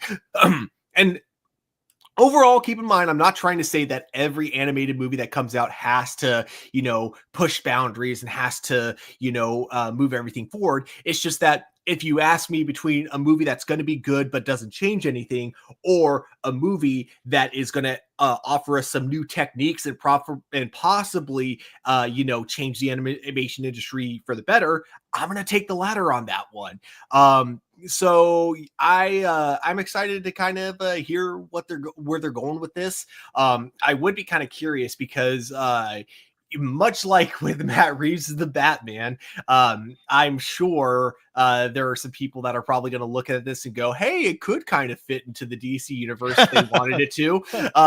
And I'm curious what James Gunn will do with that down the line, because I do remember when this was announced, they did confirm it was not related to Matt Reeves' Batman, and they said that it was still slightly up in the air if it's in the DCU, but it does seem like in order to give themselves more creative freedom down the line with their version of Batman, this will be an Elseworld story, which again, also pretty cool, because at the end of the day, that just gives them for this movie more flexibility to tell whatever type of story they have without having to worry about it getting tied to the DC universe. This is a movie I'm really excited about. And again, I think more than anything, I'm just excited to see more audiences get introduced to the idea that there are multiple Robins. Yeah, I think the idea of introducing the casual fan to multiple Robins, I think will do something like even benefit a movie like Batman Brave and the Bold, because I'm kind of expecting this movie to release before our Batman does in the DCU. And I only say that because it would be really cool to kind of, even though this is a DCU Elseworlds movie, the idea of highlighting these two Robins, and then if we go into something like Brave and the Bold, like use this as the appetizer course to get people used to seeing a Robin in the DCU in some way, shape, or form, and then kind of bring that finally into live action once again, since the last live action Robin we had, well, in the movies at least, was Chris O'Donnell. So to be able to have him Robin on the big screen again, I would assume as Damian Wayne when we get something like that, it'll be really cool, at least at that point, to then have the casual viewer be able to know like the Robins that came before Damian Wayne, if you will, and how big sort of like this Bat family truly is. So I do think this is a really good layup in regards to getting people ready for a Robin on the big screen. in live action. As far as the rewrites go, the rewrites don't necessarily bother me so much. This kind of feels like maybe doing like a second or third rewrite of the draft, having a new group of people kind of come in, looking at the script that's in front of them and kind of making any necessarily changes. I don't know if this is like a complete rewrite of the script from top to bottom or just adding to it, to say the least. But I mean, this movie is like 3 years away, 2.5 years away. I think, if anything, that's plenty of time to certainly do what they need to. But I would agree with you, Stuart. Like, the animation style in here is so incredibly unique. I think it benefits James Gunn and them to go that route, because if you really are trying to separate yourself from what came before in the DCEU, taking really big swings in different types of medium to present your story and this brand new universe, what better way, if you're going to go the animation route, to give us a unique animation style that we've never really kind of seen before, to continue to separate yourself from what came previous. And if they can continue to take these really big swings on the back of really great scripts, then yeah, we might be on to something here. But this is one that, despite knowing too much about, I have a feeling that, like, my anticipation level is already pretty high, and one that I want to soak in all the new details that eventually come out for this movie, because I do think it's gonna be something completely different, and I'm excited for this. Definitely. But yeah, guys, let us know your thoughts as a Dynamic Duo gets a rewrite. That doesn't count. Kind of, yeah, kind of. Let's see. It's interesting they're calling the movie Dynamic Duo, because the longest time Batman and Robin were known as the Dynamic Duo. Yeah, it definitely looks like they're giving us this moniker to the two Robins.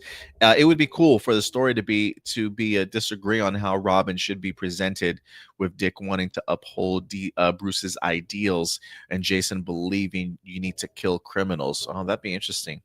The back and forth between those two. That leads to Jason choosing to quit as Robin and becoming Robin after then Joker killing him. So that way the Under the Red Hood storyline doesn't become as repetitive in recent adaptations. Blossom also says Batman and Robin are being animated again. Sweet. Well, at least I got to assume Batman's going to be in this movie in some way, shape, or form. I got to imagine he'll pop up as a cameo or something, or a supporting character, right?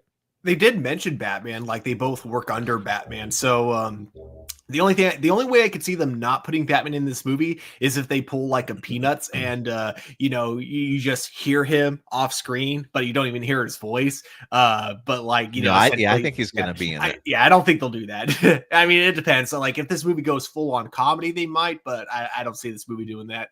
Yeah, me either. But yeah, guys, let us know your thoughts. Dynamic Duo getting a new group of writers as this movie prepares for a 2028 release date, as it's set to go ahead and focus on Jason Todd and Dick Grayson, both as Robins currently. But let us know your thoughts, and a DC Universe Elseworlds film. Remember that.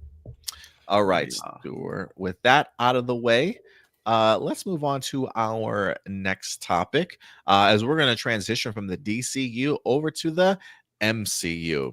As go ahead, Stuart. Oh, sorry. Well, while you start that, I will be right back. I got to go grab something from the front.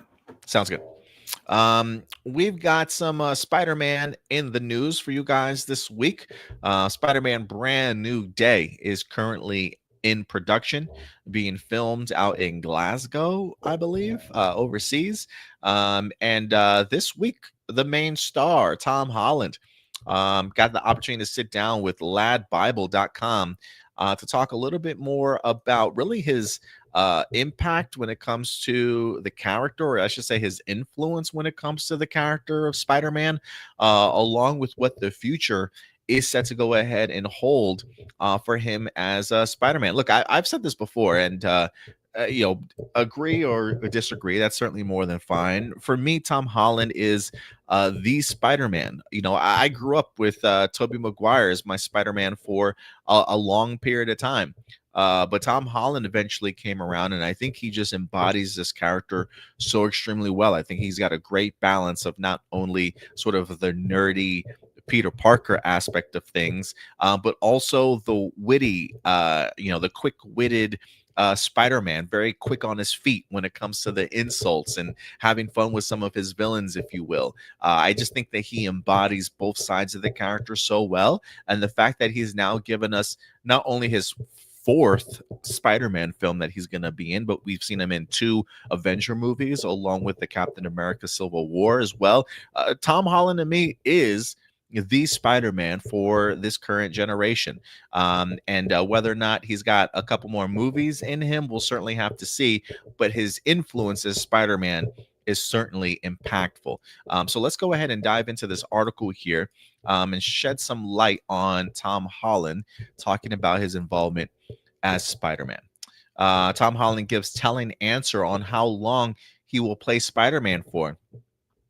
The actor just recently began shooting the newest Spider-Man Brand New Day in Glasgow. The movie will mark his 4th solo film in the MCU. Speaking about the upcoming Spider-Man solo film, Holland actually revealed that he has been heavily involved in creating his own suit for the film. He goes on to say, he said in an exclusive interview, so what's been really fun about this most recent movie is designing the suit and being a part of that process and understanding what we wanted to try and achieve. He added that he had to focus on the story behind the suit, adding that he found the process of deciding the specifics of details such as why the suit is red and blue exciting. When asked about whether there were specific comic inspirations, Holland was a little bit tight-lipped, saying that it might be a spoiler to reference which inspired the new suit. The Uncharted star was at one point quite well known for being able to keep from giving away spoilers in his films. This includes notable interviews where he talked about giving away sequences from Spider-Man Homecoming. However, Holland is clearly far more media trained, as he gave a slightly vague answer as to how much longer he can play Spider-Man. He says, when asked about this, he says, I think with anything, it's all about what's in front of you. And right now, what's in front of us is Spider-Man Brand New Day and focusing on making that movie worthy of the last film. I've been actively sifting through the internet and trying to best understand what it is that the fans want from a Spider-Man movie.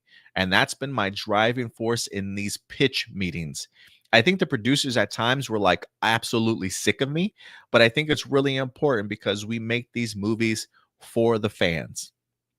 While the star was excited about what was coming in the newest film, he added, in terms of my future in the character beyond this film, I don't know the answer to that. He was unwilling to discuss beyond Brand New Day. And there are some rumors suggesting he may have already agreed to a new deal to star in the 5th and 6th film installment.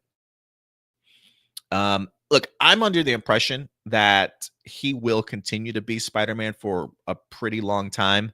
If I had to put my money on it, I would say I think 5th and 6th installment is kind of already a given. Like if I'm Marvel and if I'm Marvel and Sony, I don't know if I ask Tom Holland to sign a new contract if it doesn't include a brand new trilogy. Like this isn't like a case of like NFL, contract negotiations where it's like, we'll give you a 1-year extension. Let's give you a 1-year film extension.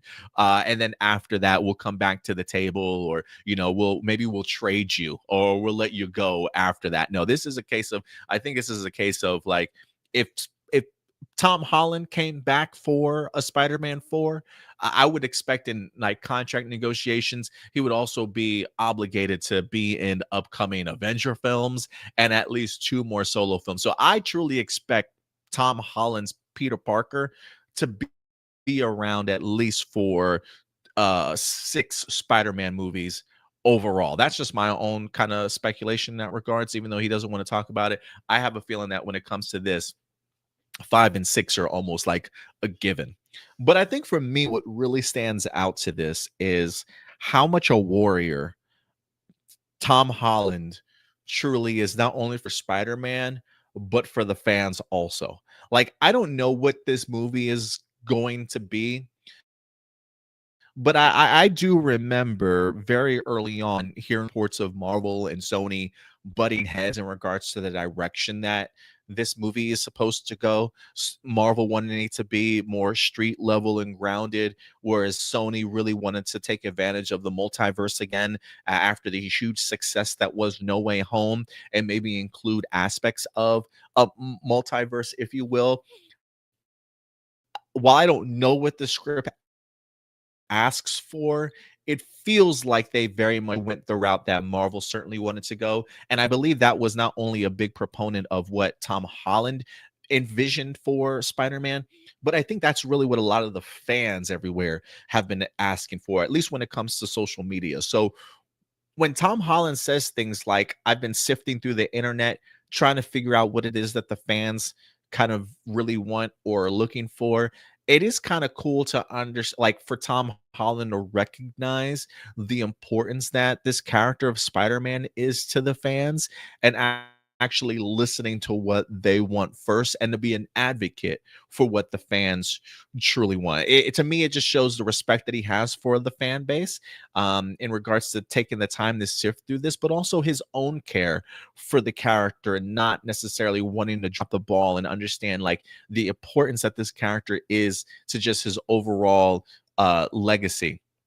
So I do expect, I think this is really great news hearing from Tom, and it just continues to solidify for me just how important this, how important, and how he really takes this role, and looks at himself as like the steward of this character, almost kind of like, we've heard other things like John Bernthal, how he views his role as the Punisher, and how when it comes to scripts and things that are written, he very much wants to make sure that his character stays true to who he is before he signs on to do anything involved.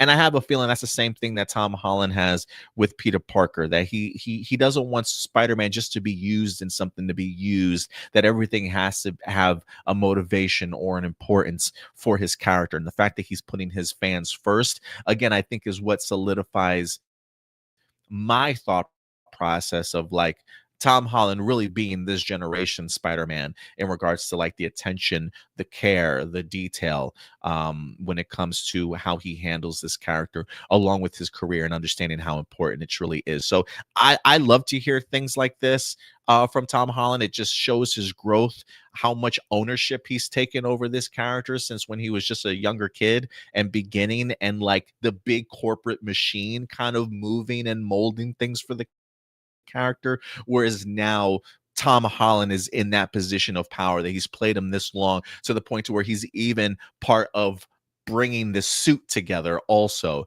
I think is just really important to show his growth and how much he's fighting for the fans. So I thought this was great, Stuart. I don't know how much you read of this article or how much you heard about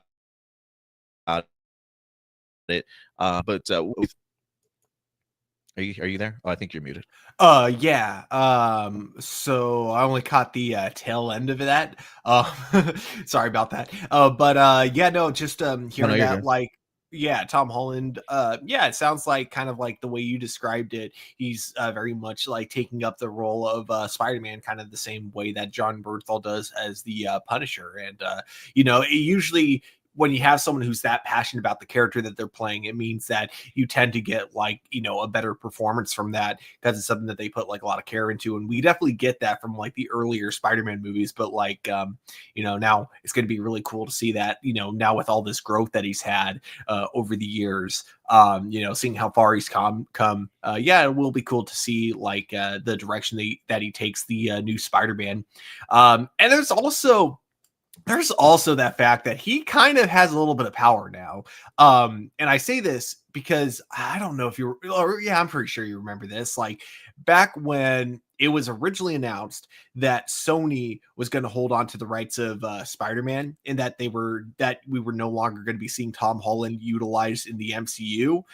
apparently it was Tom Holland himself. Well, I'm sure he was a factor. I feel like the story has been over exaggerated. I don't think that he had this much pull between the two studio execs, but apparently he did drunkenly call both Kevin Feige and Amy Pascal, I believe, basically telling them to work this shit out, and figure this out so he can go back into, do more MCU movies. So with that, it's like, it's kind of cool because, yeah, it right there showed you from like an early, this is still somewhat early in the Spider-Man career. I mean, No Way Home hadn't even come out. So it is cool that he does care that much about it, that, he will actually go out of his way to make sure he gives the fans what they want to see, essentially. Yeah.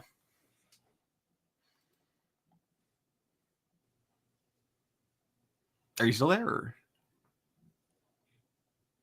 Did I lose you? There you are. Yeah, I'm sorry. There's a little bit of a delay on my side. I'm sorry. Oh, gotcha. But yeah, man, I agree. I love seeing the power that Tom Holland now has in his possession, almost like he's acquiring Infinity Stones. Before we know, he's gonna unlock his gauntlet and just continue to make payday after payday with this character. We'll see how long he decides to play. Do you expect that we get a whole new trilogy, another trilogy from him entirely? Personally, yes. I'm gonna say yes. At least one more trilogy, not counting the sprinkle of MCU cameos he'll probably be making as well. Yeah, I think so too. But let us know your guys' thoughts. Like, to me, it's just incredible to kind of see the growth of Tom Holland just kind of as an individual and understanding the importance of how to wield the power that you have for good intentions. And it comes in the case of making sure that the fans kind of get what they want in regards to Spider-Man, and him hopefully being smart enough to be able to sift through social media and understand like what comments to take seriously and which ones not to. So we'll see how this goes, but I'm really excited for Brand New Day. Let's see here.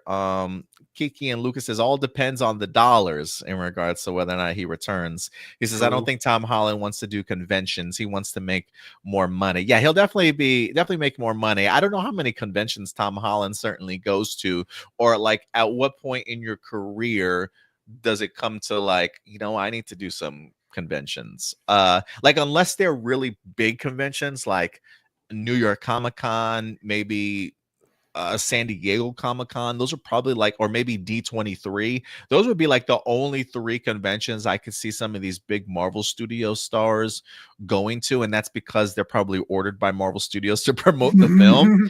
But as far as like just to go for like a 2-3 day weekend on their own accord, yeah, I don't think Tom Holland's at that point. Yeah, but I have a feeling he eventually will be. Maybe a little bit later in his career, but I can see him doing the conventions at some point in time. Yeah. I mean, man, I don't know if I would, because yeah, I think that like a lot of people who do conventions will do it. And I really hope it doesn't sound like I'm trying to talk crap or anything like that, but they'll do it because they need the extra income. And then also they can afford to do it because a lot of people that'll go to like the conventions and will have like kind of a booth set up are the kind of people that'll probably have a decent sized crowd, but usually they'll be able to get from point A to point B without like a huge crowd of paparazzi. So it's like someone like Tom Holland, he can't go to a WonderCon and have a booth set up without like a crap ton of security and an organized like line or something like that, and so it's like so I don't blame celebrities like with that kind of stats who end up like deciding they don't want to do conventions. It's like nope, I totally get that. Yeah, I totally get it. Especially if you go to enough conventions and you see some of the people that are there and stuff. Like, I'm sure it's a long ass day. Like, I'm just, like I imagine like having to sit down for like 4 or 5 hours and just meet people and have to like sign stuff constantly and just talk to people. Like, to me, that just sounds like a nightmare. But like, then again, I'm not in the spotlight like that, so maybe they're used to it. But I got to imagine those days just drag for some people. For sure. Like, yeah, especially if like I don't know how many people who go to conventions like this, but if like you're a celebrity with like some kind of social anxiety, I imagine like conventions must be like the worst. Who plays Marissa Tomei?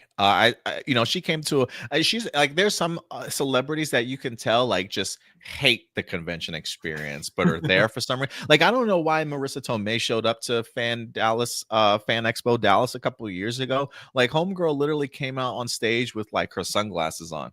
Like, she wouldn't take the sunglasses off like at all. I'm like, is she hung over? Is she high from last night or something still? Like, she was just really short with her answers, you know, like whenever the moderator would ask questions, and they were good questions, she wanted them to elaborate all the time or be more specific. And it was just like really cringy, you know, like people that were there like looking at each other like, this is like kind of awkward. Like, what is going on? And she found the great opportunity to like cut the Q&A panel short by like 15-20 minutes. Like she utilized the guy's question in a way that would like wrap things up for her, and it was just really weird. So like, and like when I think of Marissa Tomei, like there's a part of me that wants to think that she's like a sweetheart, you know, maybe she's like, but you know, maybe it was just either a bad day at the office for Marissa Tomei, or that's just how she is when it comes to conventions. She doesn't really like being there. But it's like, if you don't like being there, like why even go? You know, why even go? So it's kind of surprising sometimes when you see some of these celebrities there. But you know, some people like them, some people don't. What remind me, what has Marissa Tomei been in again? She's Aunt May. She's Aunt May. Oh, okay, that makes sense then. Okay. Which was a bummer, because I'm like, bro, you're so hot, Marissa. Like, why you got to be like this too? It's painful to see.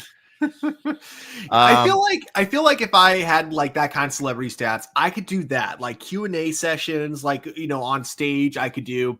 It's the whole having a booth part, and then like not knowing what kind of people are going to be coming up to your booth. Like, I'm sure for the most part, most people are very respectful and that kind of stuff. But like, for every like 100 respectful people you get, you also get those creeps every now and then. It'll be like, will you marry me? You know, that kind of stuff. So it's like, oh my gosh. Or there was one that was like trending on TikTok, where it was like this stalker who was like trying to go after the voice actor for Tanjiro from Demon Slayer. And it's just like that kind of stuff would scare the crap out of me. But like the Q&A stuff, like I see, it's like so weird because I don't like being the center of attention, like usually in conversations. But if it's like a Q&A kind of thing and I'm on stage, that's something I actually think I could do pretty, like I could do an okay job at. Yeah, I totally get you. I remember going to a convention one year to see Stephen Amell. I think the cast of Arrow was there, and I was in line waiting to get Stephen Amell's autograph. And I remember there was a couple in front of us, and they like, the guy proposed to his wife in front of Stephen Amell, and Stephen's just sitting there like, like, what am I supposed to do with this? Like, he's like, congratulations, guys. You know, took pictures with them and stuff, but he was just as surprised as everybody else. Like, what is happening right now? So yeah, interesting experiences, I'm sure. Like, I feel like celebrities have their interesting convention experiences, to say the least. But yeah, let us anyway. We went on a little bit of a tangent about Tom Holland going to conventions. But yeah, let us know your thoughts, guys. Tom Holland talking about how he had influence in putting this spider suit together. You know, trying to listen to the fans and giving them what they want, at least fighting for their causes.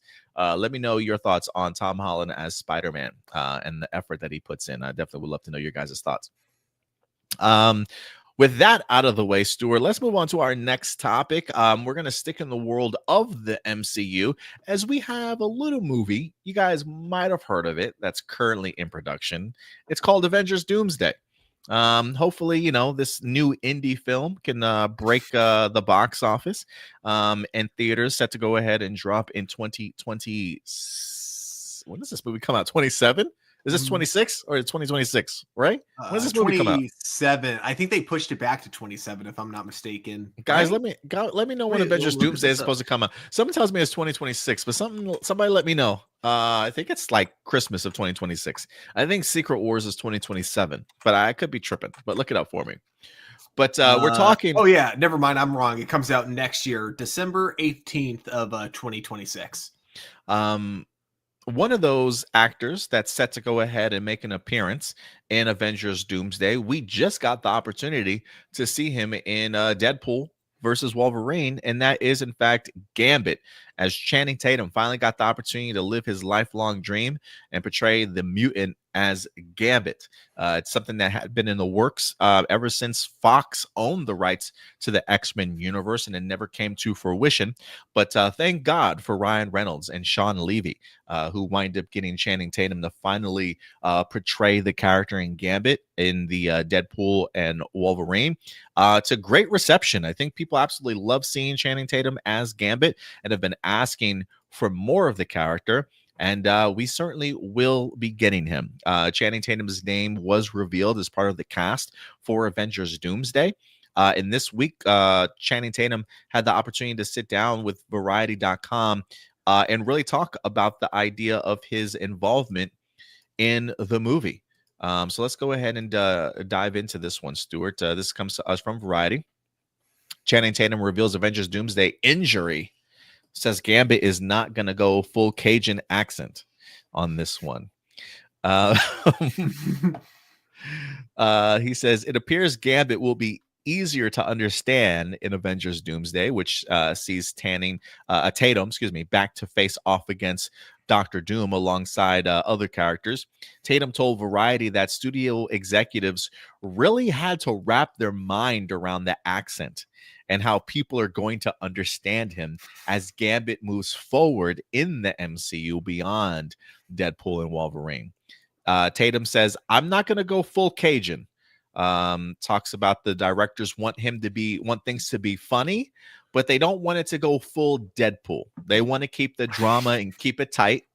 So when Gambit gets serious, when he drops the Mardi Gras mask, things do matter.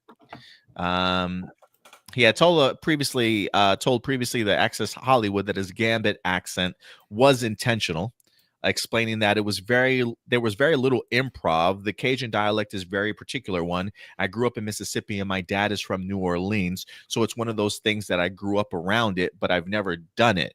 There are certainly little isms that are very Cajun-y, but we actually intended to be somewhat unintelligible. That was sort of the joke. Ryan would come up to me and say, I don't want to know anything that you're saying on this take. So I had to dial it way up. And then there were other times where he's like, all right, I've got to understand what you're saying now. So just how Gambit factors into Avengers Doomsday remains under wraps, but he's clearly got fight scenes, as Tatum also revealed Variety that he suffered an injury on set that has resulted in him taking pain medication and will require intensive physical therapy. He had to be sidelined for some of the action scenes due to the injury, instead sitting in for close-ups of his face while relying on his stunt double to do some of the heavy lifting. He says, it's not about the pain I feel. He says, it's not about the pain I feel in the moment. It's knowing I can't take this back. And now I know what the next 6 months of my life will be like. I just hate getting old. In my mind, I'm literally still 30 years old. 26, if I'm being honest, is what he says. So he still thinks he's a young man trying to do young man things, and realizing you can't anymore. I have some things to say on that, but I will leave this up to you, Stuart. So Channing Tatum injured on set for Avengers Doomsday. He definitely clearly gets to have some sort of fight sequences in this movie. A lot of it's going to be done by his stunt double, though, but also talks about the idea that while he will be Cajun-y, it may not be as heavily of an accent to understand him. How do you feel about this little bit of a change to his character moving forward in the MCU?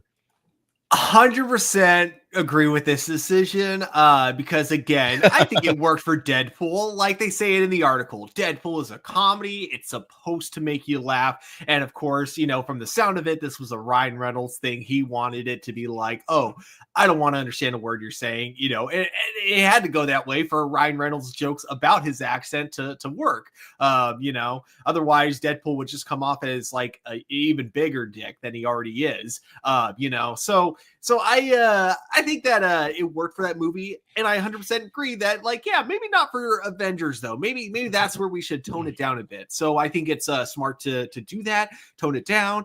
Maybe still make him kind of funny, give him a couple good one-liners, but yeah, like when he needs to get serious, let him like actually act because you know, I'm sure he had a fun time doing Gambit in Deadpool and Wolverine, but you know, if to do like a true like character, like, you know, we can't just see one side of that character where it's like, you know, you only see them like in the terms of Gambit, you know, you only really see him like in a like kind of ready to mood kind of mind or ready to fight kind of mood or mindset, whatever you want to call it.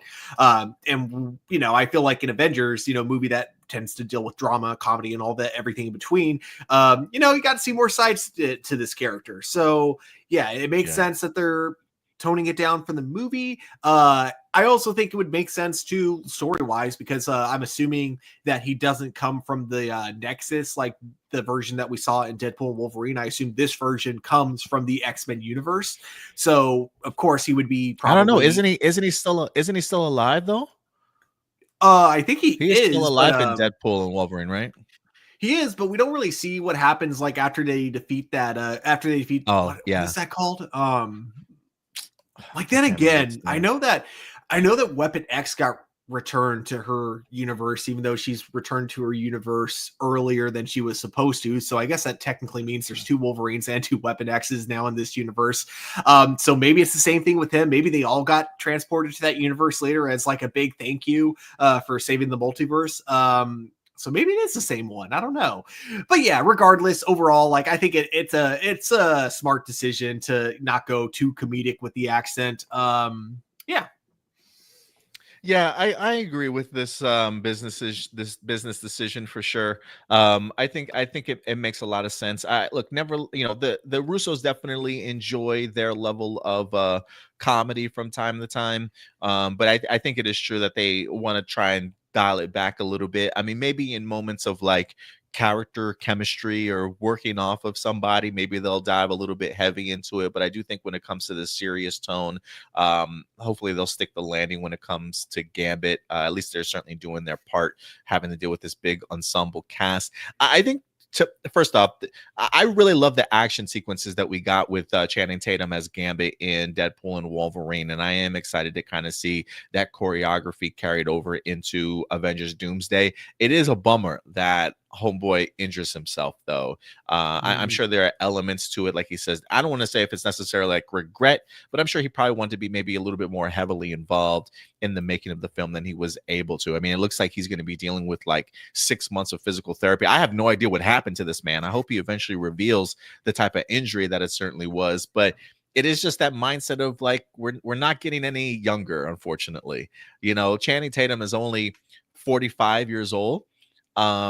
And you know, I'm not that far off from him in the sense of like I'm 42 years old and he's 45. So that realization of being in your 40s in the sense of like you can't quite do things like you used to, kind of makes me laugh. So, you know, for some reason, a TikTok has shown me this TikTok reel twice within the past week, and it's this video of like this young kid doing these like squats with like weight on his back, but he's like doing it at the top of like this workout machine. It's effing crazy. Like this young kid is standing on top of a workout machine with like this barbell and weights on his back, and he's doing squats, right? And he like jumps off and he lands perfectly and continues to do his squats, and then it immediately cuts to like a 40-year-old guy standing on a chair hanging up a picture in his house. He finishes hanging up the picture. He jumps off his chair, and an ambulance comes by. Like it, like just to, like we can't even get off the chair. Like it's like a foot high without injuring ourselves. Like literally, like last year, I kid you not, Stuart, personal story. Maybe like last year or 2 years ago, were getting maybe this is maybe longer than that, when we were trying to get our son's room ready for him to move him in. And I remember we had to clear some things out of the bedroom, and there was like some old, like 5 pound, 10 pound weights or something like that, right? And so I'm like, babe, we got to move these out of the way, right? So I'm playing around with her. I'm like, I'm gonna start doing my workout, babe. And I pick up this 10 pound weight, and I pick it up, and I'm like, you know, I'm going crazy because I'm like, it's 5, 10 pounds, whatever, you know, whatever. Tell me why the next morning, dog, I pulled a muscle. They're like, why I woke up and my back was killing me. I'm like, dude, I literally just moved the 10. Like, you just can't. I think this is a stretch before I move the 10 pound weight. Like, that's just the 40s. That's just the 40s for you these days. And that, and so like when Channing Tatum is just like, you know, in my heart, I feel like I'm still 26 or 30 years. I feel the pain, bro. Like we want to think we can still do those things, but at some point in time, our body's like, nope. Not anymore. Not anymore. So our bodies don't certainly act the same. So I definitely feel for Channing Tatum here. But hopefully going forward, he recovers well. And I'm sure he's gonna surprise when it comes to Avengers Doomsday. But yeah, I feel like I can relate to Channing Tatum a little bit from this from this personal interview. I wasn't sidelined for 6 months, but you know, yeah, our bodies can't do what we used to do, man. There was a TikTok that I watched because my TikTok algorithm knows that I love to quote unquote garden, and I also really like hiking every now and then. So I saw a TikTok video where it's a guy in a POV. He's like, "Yep," and he's like hiking, really nice looking nature. He's like, "Yep, I just rolled a joint." Anyone else jealous? Don't be, because it was my ankle. Oh no. Oh my god, that's so funny. Yeah, TikTok has definitely been hitting me with like the old tweets. Like I saw this man probably in his 50s 60s tried to do like these wind sprints, and then his knee just like gave out on him immediately, and I'm just like, god, that's gonna be me one day. I could like people like getting ready to sprint, and they bust out, and then they pop their Achilles. Like we can't do it anymore, dog. Like we just can't do it anymore. I have no doubt that it's going to get really bad for me when I hit my 40s and 50s, because like the number one way you prevent that stuff is by just, you know, stretching. Yeah, I don't know why. I hate stretching too. The two exercise I hate more than anything: stretching and running. And those are like the healthiest exercises to do on the planet. So it's like, man, I hate both of them so much. So I have no doubt that is going to bite me in the ass at some point in the future. Yeah, stretching and warm-ups, probably the most important aspect of working out. Remember to stretch, y'all. Mm-hmm. Kiki and Luca, the best thing about Avengers Endgame is that it was a culmination of 10 years of great movies and character development. With Doomsday, I don't think that people are as invested into the newer characters. Do you think this will affect the box office and even the movie quality? You know, maybe. You know, I still think Avenger films, they are as big of event films as you get. You know, I'm not expecting the same box office as Endgame, and I don't think that we should expect the box office like Endgame again. So I don't think this movie will break 2 billion. But I think this movie will break 1 billion though, just because it alone is an Avengers film. But I have a feeling that regardless if this movie breaks 1 billion, regardless of what the money it's gonna make, I still think people will have issues with however much this movie is gonna make. This is just a movie to me now, Stuart, where I just think people are gonna go out to see Avengers Doomsday just to either root for the MCU or to root against it, in the hopes of like hoping that this movie turns out to be an absolute disaster. I think if people are gonna go out, it's gonna be because they want to see how if this movie is gonna fail or not, which I think is really disingenuous, and I think it's unfortunate.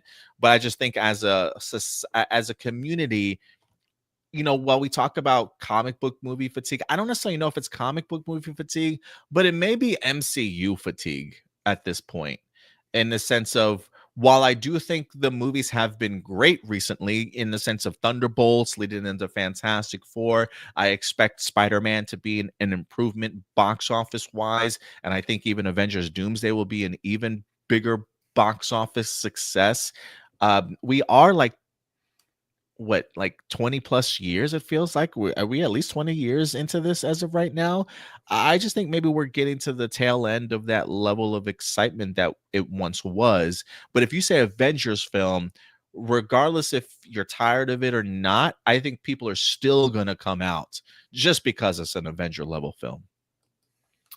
Um, I think I don't think it's going to break $1 billion. Now, don't get me wrong. I don't think it's going to be a flop. I just don't think it's going to be. I think it's going to make 800 million at most. I think because it doesn't have that same buildup, that same hype that you had with Endgame. Instead you had a bunch of you had a mixture of some original Avengers coming back to get sequels, but then like all the new characters, like you had the studio completely incompetent with uncompetent with all of them. So like we never got like a Shang-Chi sequel. We never got an Eternal sequel. We never really got a Moon Knight season 2. We never like the only one who kind of got a sequel, if you really counted, is Ms. Marvel, and even then, it was her sequel was being in someone else's movie. So all that to be said, I'm not too confident this is going to do good in terms of box office numbers. In terms of quality, I'm also slightly worried too, because I love the Russo brothers. They've done some great Avengers movies, and maybe that's it. Maybe when they're doing Marvel stuff, that is when they are at their best, when they're working with Kevin Feige. But as of recently, it just their movies, Cherry was pretty bad, and then just I hear that new Netflix film that they did. I haven't seen it yet. So I won't like give my actual opinion because I don't have one, but I've been told that it's one of the worst films like people have ever seen, despite being the most expensive film ever made. So all this to be said, I don't really have that much confidence. And then also, of course, production issues that we've been hearing behind the scenes stuff about, in terms of actors butting heads, which I know happens a lot on film and television productions. But in terms of that, and then in terms of them shooting without a script, which Marvel has done before, but usually those are on their smaller productions like Iron Man, when you have a really talented actor like Robert Downey Jr. who can work without a script. We've seen what that looks like when you don't, with Green Lantern. When you have someone like Ryan Reynolds working on a project without a script, you end up with something like Green Lanterns. Whereas when you get Robert Downey Jr., you end up with something like Iron Man. Doomsday has a huge cast, and I don't think that many people, even though they're all talented, when you have that many people, there's no way they're going to be able to carry a movie without a script, because everyone's going to have their own idea of of how a scene should go, how it should play out. So it just to me feels like there's too many disastrous things going on with this movie. I don't really have a lot of faith in it, if I'm being honest, after kind of like everything I've been hearing about with it. And again, I think it'll be successful. I don't think it's going to be a huge, like, blockbuster, huge record breaking movie at all. Yeah, I don't put it past you for having that belief. One of the things that we just talked about, um when we got the box office for like Superman and stuff, one of the things that I said was, maybe it's time that we start, maybe we're still holding on to outdated standards for what comic book movies should be making at the box office. That the average comic book movie since 2022 has made 466 to 475 million dollars. The idea of these comic book movies crossing $1 billion with ease just doesn't exist anymore. The only thing I could think of is, you think of Deadpool and Wolverine, that did cross $1 billion. And is that because they're characters that we're familiar with, in the sense that this is like another sequel, so a lot of people are going to come out. It's not like a new property or anything like that they're trying to introduce. That would be my only saving grace for a movie like Spider-Man Brand New Day, or even an Avengers movie, being able to cross $1 billion based off of the movies that in that franchise or that title that have they've done that before. And I think when you start bringing in other actors like the old Fox X-Men, they've got a fan base that's going to want to come out and see them. You know, you've got Pedro Pascal fans that want to see the Fantastic Four in there, right? Like, all these groups have a fan base in the general audience that might actually come out. So I think that's probably what would kick it over $1 billion. But if it doesn't break $1 billion, it wouldn't surprise me, just because of the trajectory of where comic book movies are at.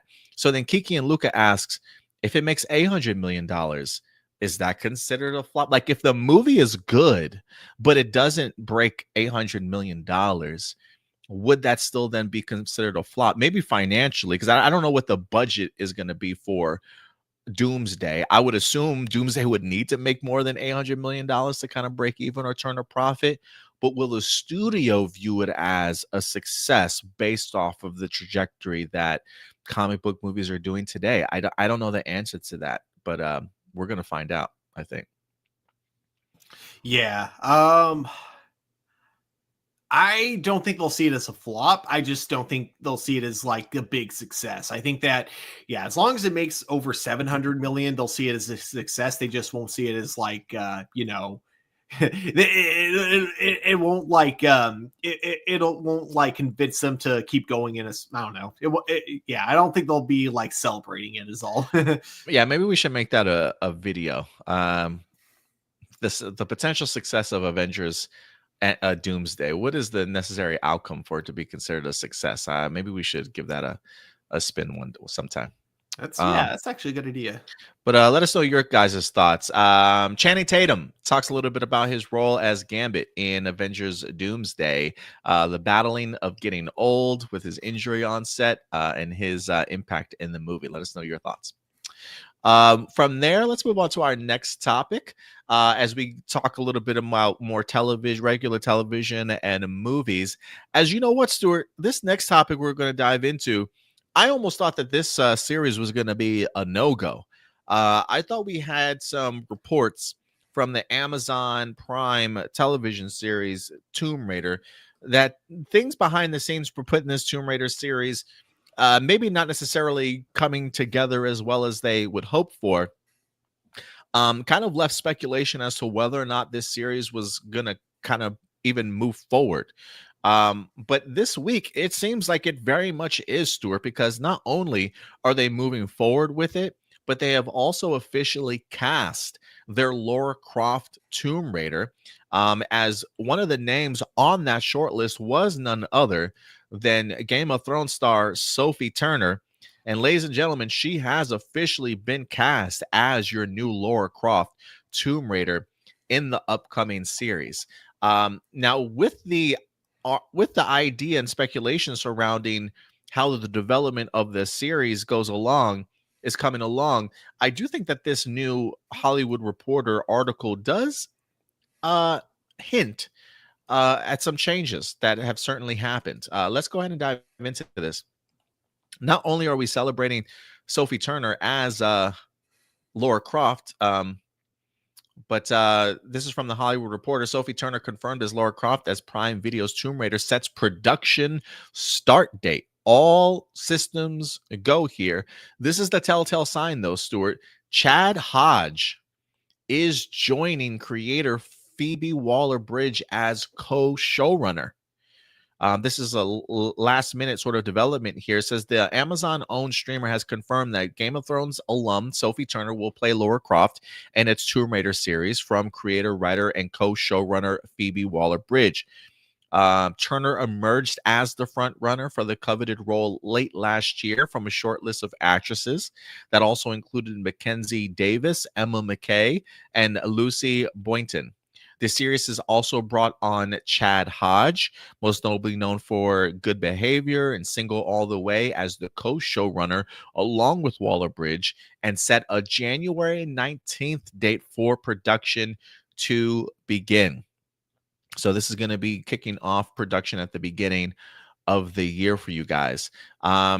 Phoebe Waller-Jones says, I'm so excited to announce the formidable Sophie Turner as our Lara Croft alongside this phenomenal creative team.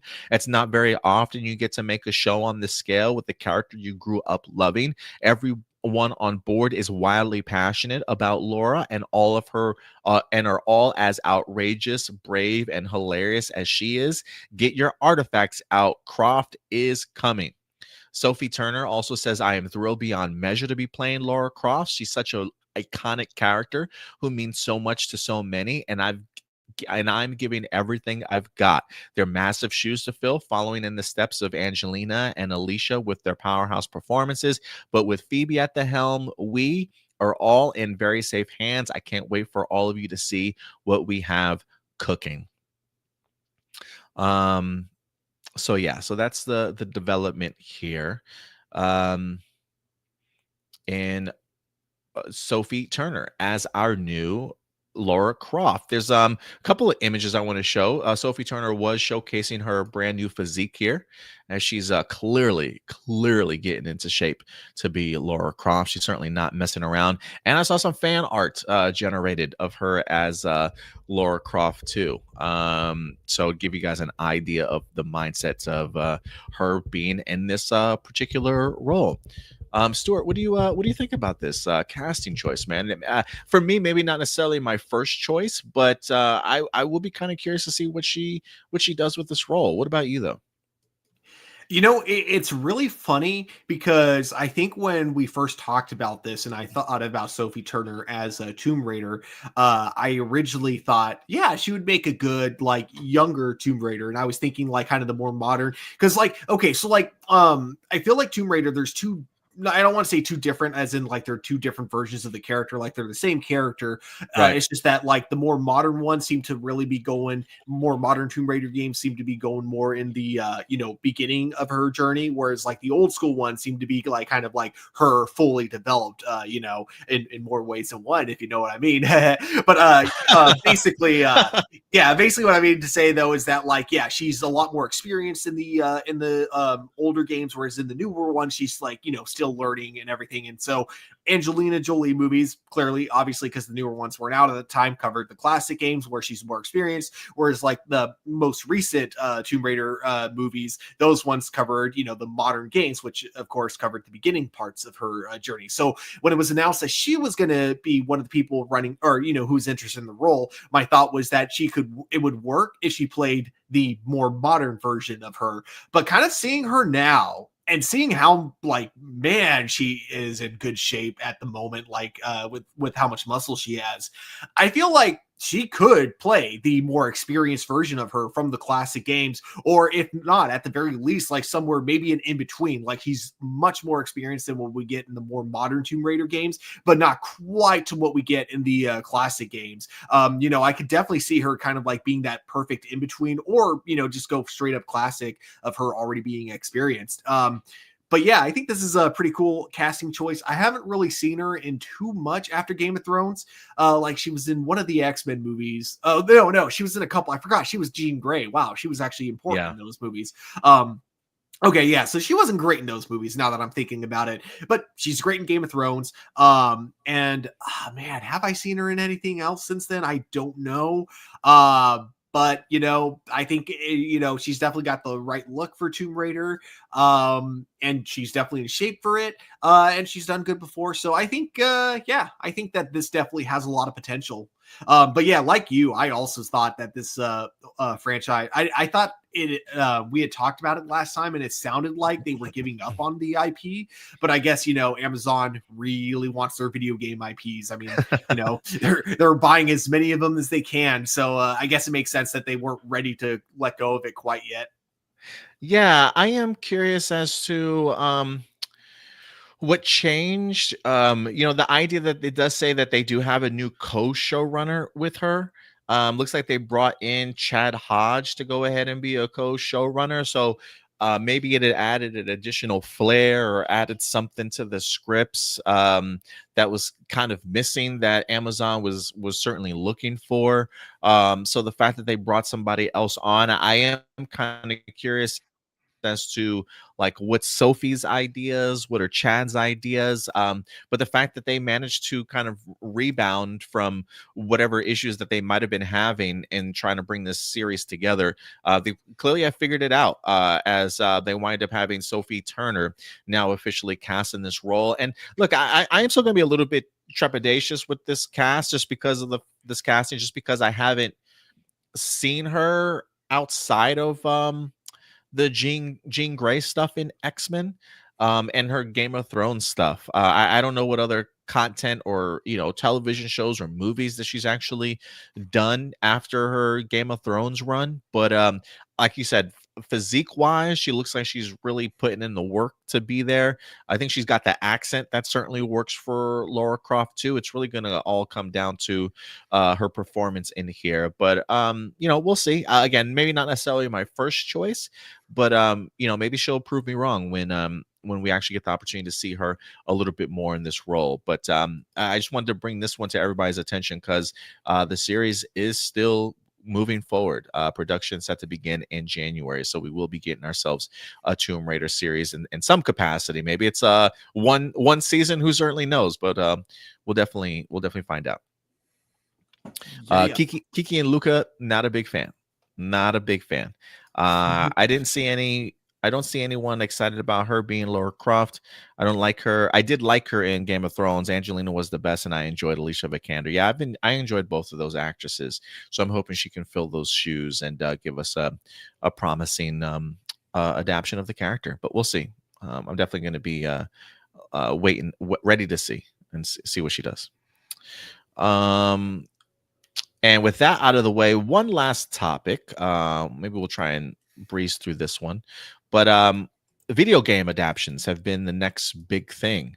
And one of those next adaptions, the plan certainly seems to be, I think we got the wrong one up there. It looks as though we're going to be getting Call of Duty to be the next one set up for adaptation here, as Paramount Pictures is full go with this one.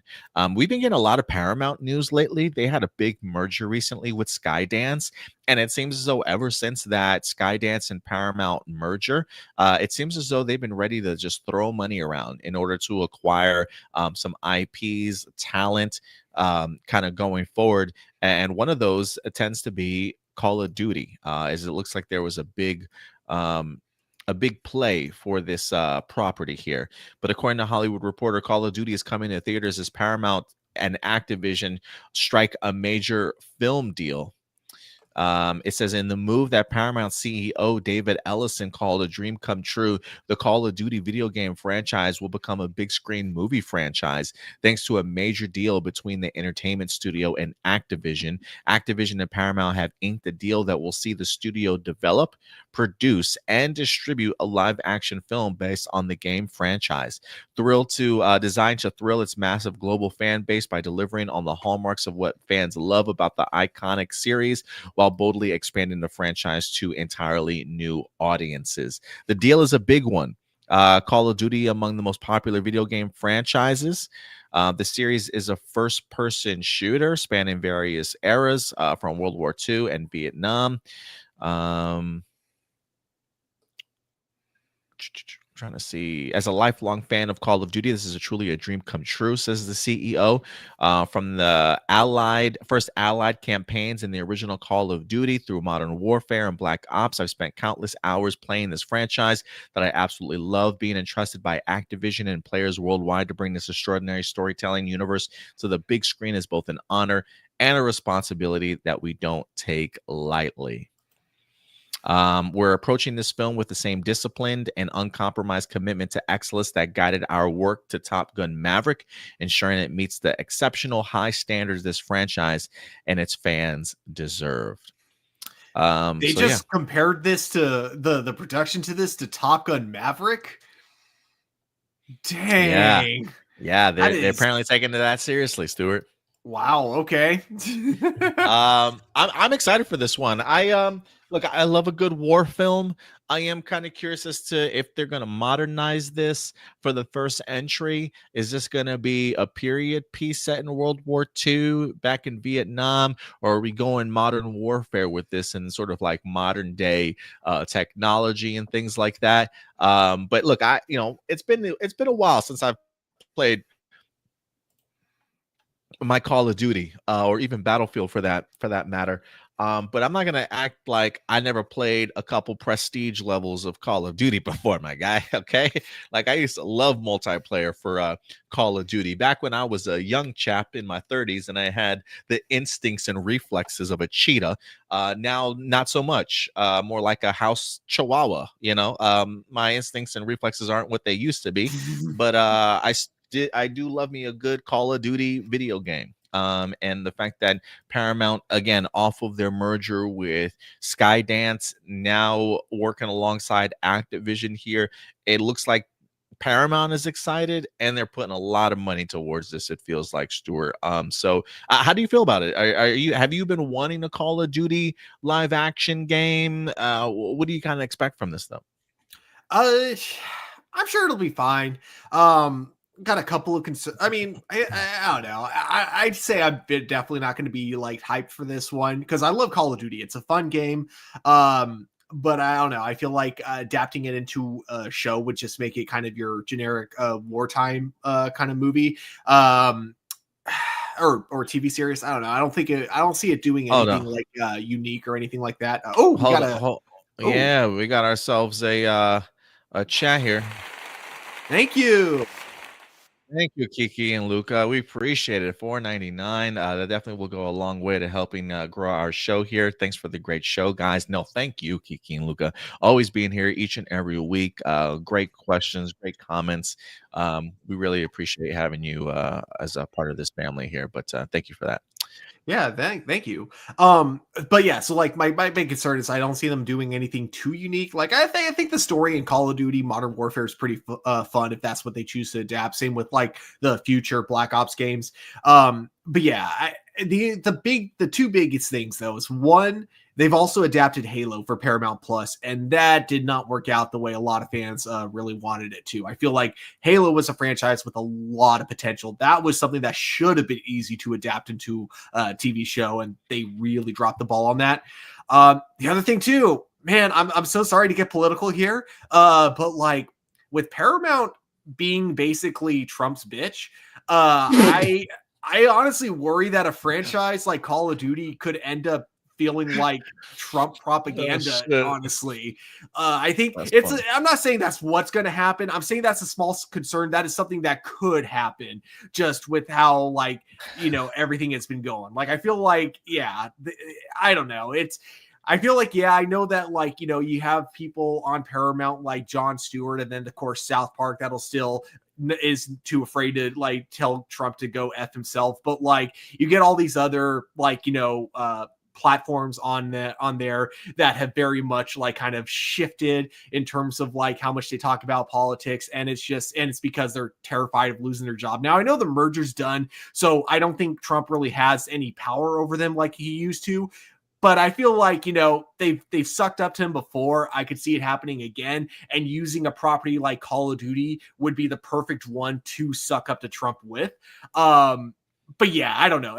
That's probably a concern that I'm over like worried about, or I'm probably worried about nothing in that kind of sense. But I do think that my first one is valid. The idea that, remember, Paramount did do Halo and they really dropped the ball on that. So I think that's a valid concern.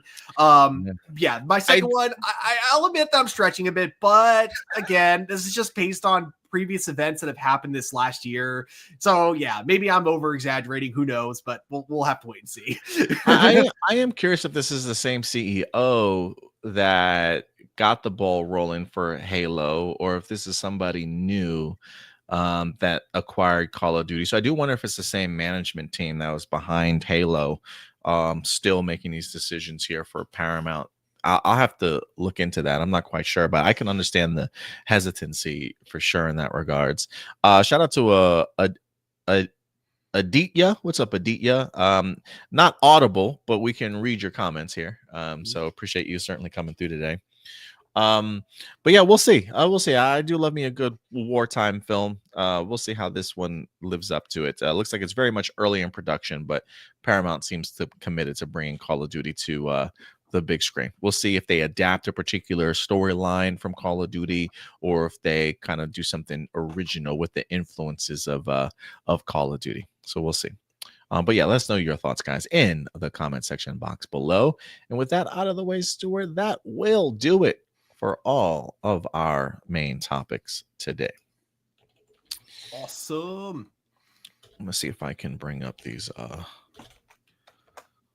next segment of the day for you guys. Yeah, that will do it for all of our main topics, but I think you guys know what time it is. I do indeed. And now, everybody, it is time for live viewer questions. And we're going to get into our live viewer question segment of the show. If you ever want to submit a live viewer question over, how do you go about doing so? Well, you just simply go over to our YouTube channel, A+ Hero Report, click on the community tab, and you know what? In fact, I'll just go ahead and show you guys. Let's go ahead and pull this up here. Go to our A+ Hero Report YouTube channel, click on the post tab, and every Saturday afternoon or Saturday evening, we will drop a live viewer question post for you guys. Feel free to drop those at any time. And voila, let's begin to dive in, Stu. Marky Parko. What's up, Marky? In the MCU, some fans feel that Loki's character has evolved from a menacing villain to a more comedic and less threatening figure. Similar, the character of the Hulk portrayed by Mark Ruffalo has also been viewed by some as underutilizing and treated as comedic relief, particularly in films like Ragnarok and his supporting role in She-Hulk. This comedic shift is further highlighted by the visual changes to the Hulk's appearance, where he now resembles Mark Ruffalo's face and even wears glasses, moving away from the classic menacing look and an iconic voice of Lou Ferrigno. This has led many to feel among some fans that the Hulk's character arc, especially the transition to Smart Hulk, was not handled with the depth it deserved, and that his physical prowess has seemingly nerfed in favor of his intellect. Adam, do you think Loki's shift towards comedy has diminished his character's overall impact? No, I actually don't find him as comedic. I mean, yes, there are comedic moments, but I think overall, if you look at his Loki season 1 and season 2, it's pretty heavy in regards to drama in his own character growth and kind of finding his purpose, if you will. I think it's also important to remember, like, this isn't our original MCU Loki either. I mean, that guy died at the end of Infinity War, or the beginning of Infinity War, in the hands of Thanos. And this is, in fact, sort of the Avengers movie escapee Loki that we've been following for this time. So two very different Lokis on two different journeys. But I think the way that season 2 ended for Loki's series, it's far from being comedic in nature, to the point like I wouldn't even compare him with Hulk, in the sense like Hulk has very much been nerfed. I don't know if that was always their true intention. Like, I didn't mind the Doctor persona, just because it is a persona of the character in the comic books, but it's after Endgame, in the sense of how he's been utilized after that, that it's just like, okay, I am ready for something new here. And if Mark Ruffalo really is in Brand New Day, it could be the case of Marvel Studios recognizing, all right, we've had fun with Dr. Bruce Banner or Dr. Hulk, but now it's time to move on to either back to Smash or maybe Gray Hulk. I don't know. I think there's other iterations of Hulk they could certainly go down, but I don't necessarily know if I would say Loki has been nerfed or a comedy character, or like his character's been diminished from his overall impact. If anything, I think season 2 has established Loki's impact is actually relatively important, honestly. Yeah, I would 100% agree. Like with Hulk, I definitely get the argument. I think that in terms of the way they developed his character, it kind of felt like they backtracked a little bit because it seemed like what they had been building towards, even since the Incredible Hulk. Every movie after that feels like it's been working towards Mark Ruffalo's Bruce Banner trying to have a more kind of like what you get in Venom, like trying to have a more what's the word, like just a coherent relationship with the Hulk, like Cohesive. cohesive, yeah, like a cohesive like relationship with the Hulk, similar to what you get with Eddie Brock and Venom. So that's what it felt like they were building up towards. And I think at Endgame they could have still gotten there had there been a moment of like, maybe during the final battle, Bruce Banner isn't doing too good, and he's like, you know what, I'm not a fighter like the Hulk is. I shouldn't have shut the Hulk away. I should have, worked things out with him or something. But you never really got that. And it kind of feels like they just kind of ignored that whole like kind of plot line with him. So yeah, I Yeah. do kind of agree when people talk about that with the Hulk. However, I do not agree though with Loki, especially like people trying to claim he's being more comedic. I'm like, did we watch the same show? Yes. Yeah, I mean, I A think lot of I think it was Michael Waldron who wrote seasons 1 and 2, who I believe is from like Rick and Morty fame. So I do think that, like, don't get me wrong, there are comedic aspects, I think, yeah. in Loki in regards to some of the dialogue and the banter between him and Sophie at times. But I think his character arc is very much that of a drama and serious character development. So I wouldn't put him in the same vein as the Hulk. But yeah, and Marky does go on to say, do you believe the portrayal of the Hulk as a more comedic character has been a positive development for his character arc, Stuart? Oh, I would say for I the think Hulk, it, yeah, definitely negative. But for yeah, I Loki, agree. what they've been doing, I think 100% I'm all down for. Yeah, I agree. He says, Marcelino says, there's a reason why Professor Hulk isn't well loved, and that's because there's nowhere left to go with his character. The only way to continue Hulk's character is to regress him back to Savage Hulk. And I think they might be regressing him when it comes to a brand new day. The speculation is that eventually Spider-Man and Punisher will team up to bring down the Hulk because he's rampaging. Whether or not that's true or not, we'll have to see what is delivered in the movie. But yeah, it feels like the Marvel Studios put themselves a little bit in a corner. Like it made sense for him to come out in something like Avengers Endgame, but after that, it just feels like they didn't know what to do with him afterwards. Yeah. Um, Marcelino, speaking of Marcelino, I remember how much people loved the Bloodwork storyline in the beginning of The Flash season 6. And at the time, it felt like Erica Wallace breathed new life to The Flash and was going to continue strong. But then it went downhill and got worse. Now that the series has concluded, many people firmly believe that it was a leftover idea from Todd Helbing and that he did not create it all on his own, given what he was showcased. Do you find that theory plausible? What do you think, Stuart? I'm leaving the Flash questions to you mostly because do you think the blood work was something that Oh, Todd Helbing did, was a leftover idea from Todd Helbing and Eric Wallace just took over that, or on his own? Oh, it says, hold on. Now that the series has concluded, many people firmly believe that it was a leftover idea from Todd and that he did not create it at all on his own, given what he has showcased. Do you find that theory plausible? okay. Now I get it. I'm sorry. I thought he was talking about the Flash as a whole. I'm like, Todd Helbing didn't even start the show. He took over in season 3. But no, this makes more sense. No, I think that was an Eric Wallace. Like maybe ideas of it were from Todd Helbing, but again, ideas and rough drafts aren't going to be what makes or breaks an episode. The overall like production of it is going to be. So it's like I don't really think that Todd Helbing had anything to do with Bloodwork being a good arc. I think that it all has to do with Eric Wallace. Just like he has some really good episodes under his belt. Like, keep in mind, like he is not the best showrunner, but he's a great writer, as we see from the episodes that he writes and directs. Like there was it was during the part 4 series finale.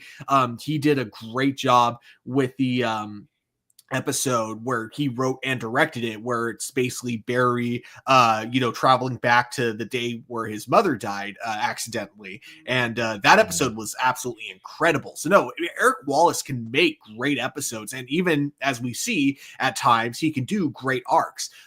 In fact, I would even say like the opening of season 8, like, I was ready to give up on the Flash, but like season 8's opening, the 5-part like not crossover event was incredible, really had me hooked. But yeah, like I think that overall it's like he's just very mixed. He has his ups and downs. It's just that his downs are really bad, like really bad. So I don't know. No, I think Blood Work was all him. I don't think Todd Helbing had anything to do with that personally.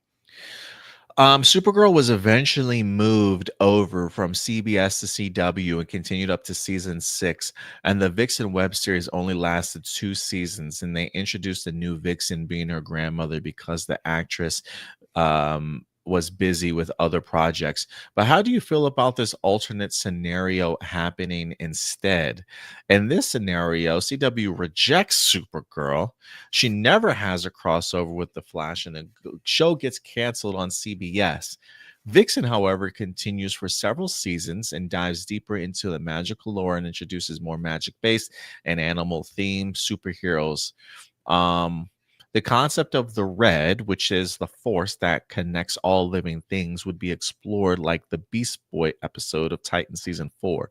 Vixen would not join Legends, and Legends season 2 and 3 would have to rewrite their seasons differently because they heavily depended on the Vixen web series to tell their story. During the Crisis event, I imagine that CW brings back Melissa Benoist to play Supergirl and kill her off just like they did with John Wesley Shipp as the 90s Flash. Replacing Supergirl, Superman, and Martian Manhunter as members of the League would be Vixen and her cast, or Ray Palmer. What if that's the direction the Arrowverse went with instead? And could all this be realistically possible if CW wanted to?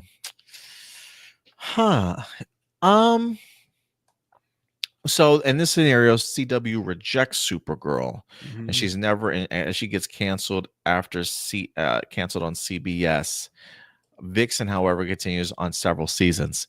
Correct me if I'm wrong. Wasn't the web series for Vixen animation? Yeah. I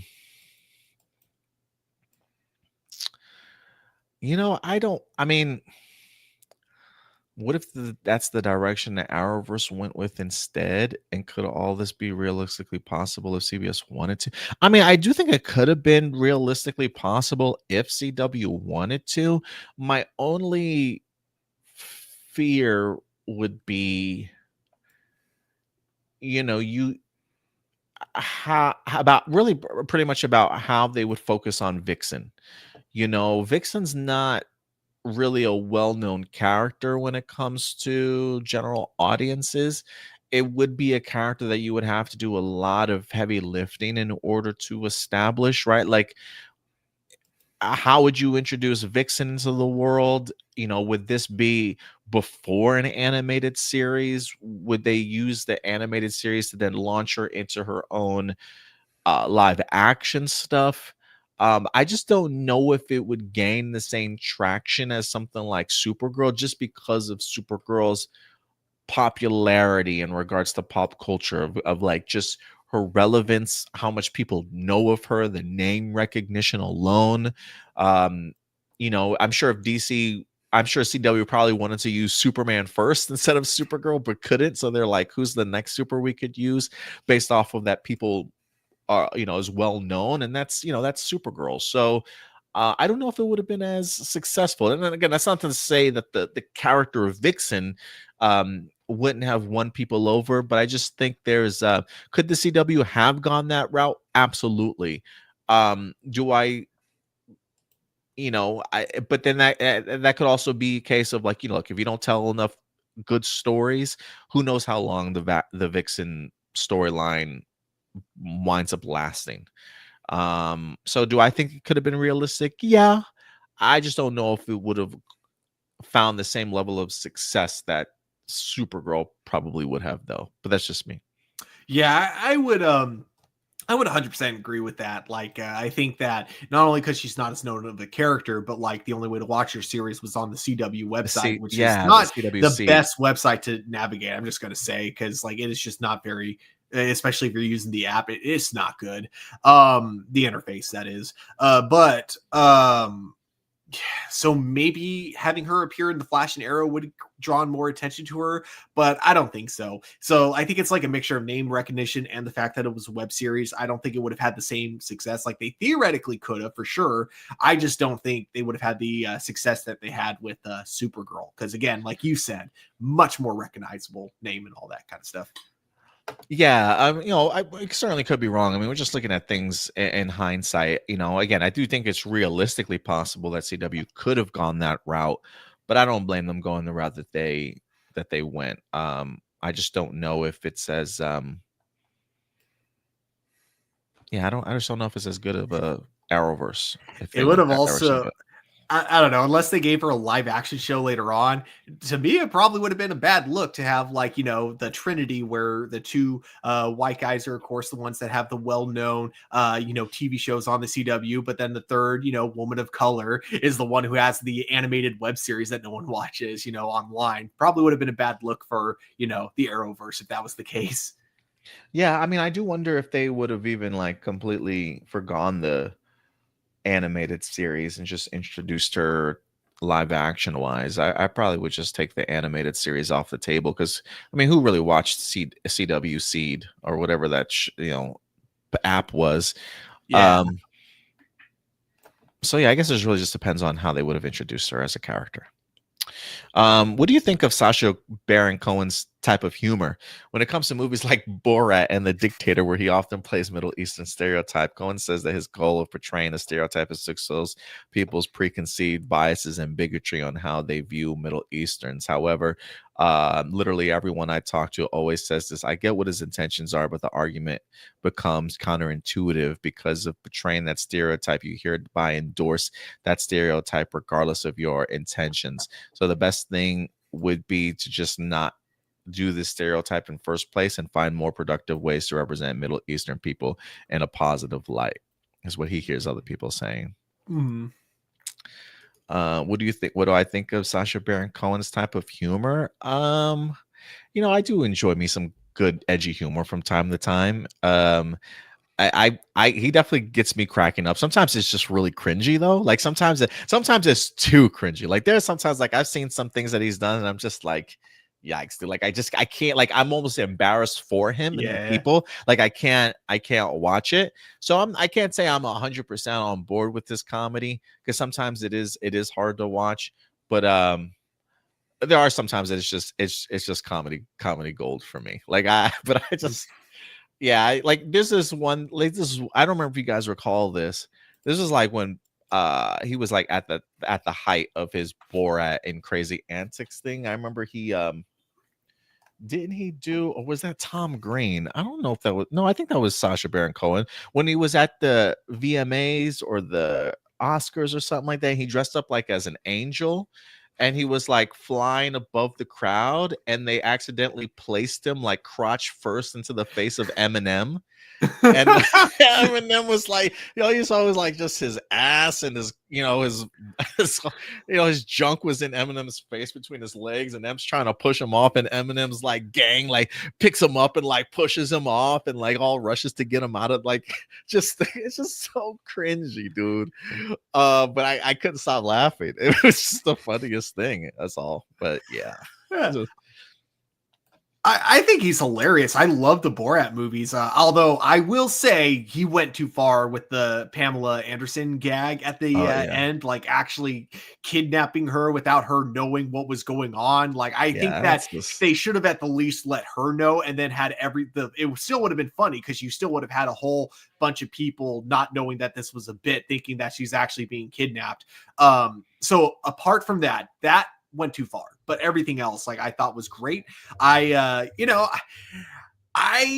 have like, I love that kind of humor sometimes, where it's like real people, as long as it's not like you're trying to purposely force them to say something to make them look stupid. Rather, you just like kind of let it come out of them.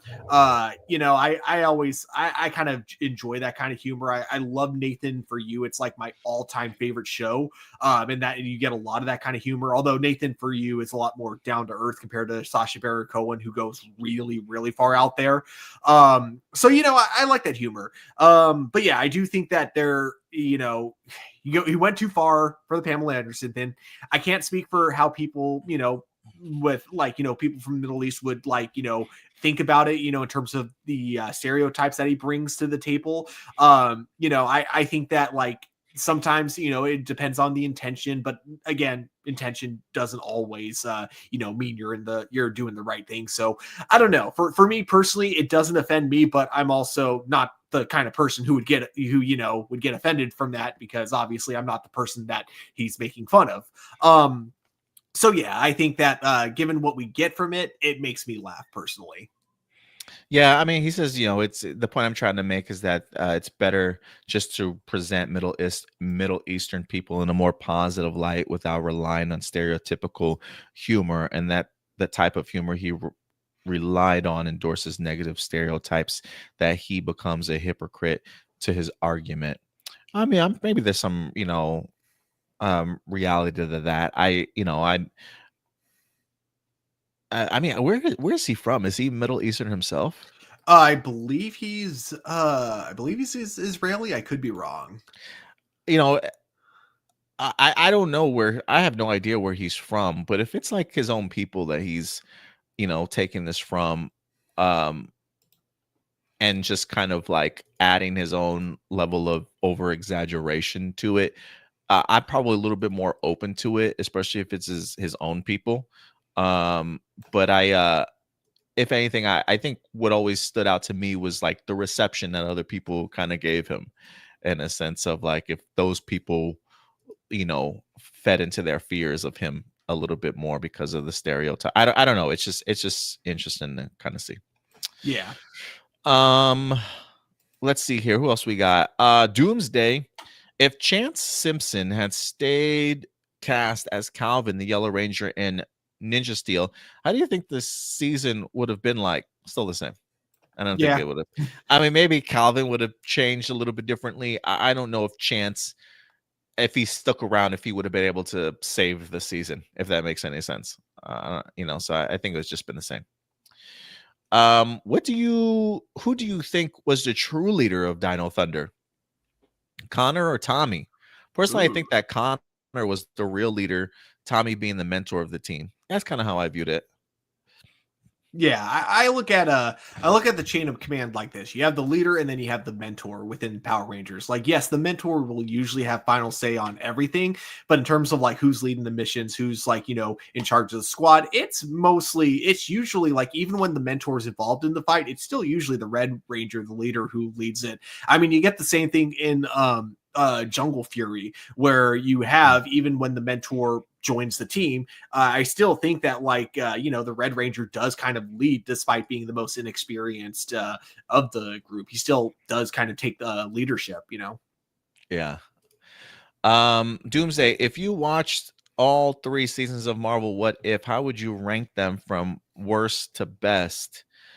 Probably in the order of release. Seasons 1, seasons 2. I would probably even put a non-existent season number 3, and then What If season 3 would be number 4. I just did not. It just jumped off the cliff for me. I didn't care for it. Like, I'm with you in that it's my least favorite. I didn't hate it that much. But yeah, I would say it's definitely exact same order, except for I wouldn't skip season. I wouldn't skip one. I would go, season 1 was my favorite. Season 2, it had some really cool moments. Season 3, pretty forgettable. Hungry, what's up, Hungry? She said they say it's not just Jungle Fury and Dino Thunder, but SPD as well. That's right. Yeah. Let's see here. What else we got? AJ, the Morphing Grid. He says, Mighty Morphin movie, alternate reality, and whereabouts of the original trio. The existence and whereabouts of the original Mighty Morphin Power Rangers trio, Jason, Zach, and Trini, in the 1995 film is a frequently debated topic among fans. While the movie presented all 6 Rangers, Rocky, Adam, Aisha, Billy, Kimberly, and Tommy, as if they were longtime best friends. This contradicted the television series continuity, with Rocky, Adam, and Aisha were introduced as replacements for the original Red, Black, and Yellow Rangers. This casting change in the film was due to the original actors leaving the show over contract disputes. The movie also never explicitly stated whether the Rangers' original Dinozords or Tommy's Dragon Zord and Tiger Zord were ever existed, nor did it confirm if Lord Zed and Rita Repulsa, who were briefly seen, ever created monsters for the Rangers to fight. Instead, the movie introduced a new villain. Further complicating the narrative, the film did not address Tommy's history as the evil Green Ranger, a pivotal storyline from the show where he was initially recruited by Rita Repulsa.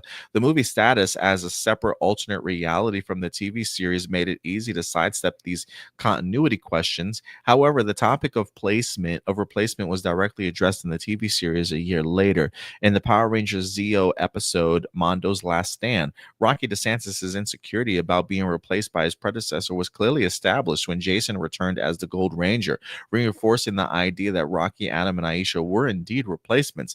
Given that the movie was filmed shortly after the new trio's introduction and didn't align with the show's established history, does this movie essentially create a parallel universe where the original trio never existed? And what does the original trio and what became of the original trio and their legendary Zords? Well, look, let me just say, I have no problem with what the movie did. He says the movie never explicitly stated whether about the original Dinozords, the Dragon Zord or Tiger Zord ever existed. Never confirmed if Lord Zed and Rita ever made other monsters or created them. I don't know if them being lifelong best friends is contradicted the television series, like how they kind of come across in sense of presenting them that way. I don't know if you need to fill the movie with all that backstory. The Tommy thing, him being evil Ranger at one point in time. I don't think any of that. I don't think any of that needs to be included in regards to allowing the Mighty Morphin movie to have been a success or like a missed opportunity or anything like that. I mean, I don't know. To be fair to the movie, we don't know how much time has passed since Rocky, Adam, and Aisha joined the team when we get to this movie. Maybe they've been. I don't think the movie gives a timeline period.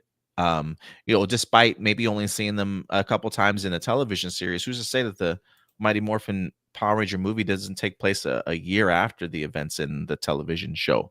And they've been longtime friends, or they've been a part of this team for a long period of time. I think some things don't necessarily need to be said. And I think those are a couple of things that didn't necessarily need to come up into the movie for it to make sense. At least that's for me personally.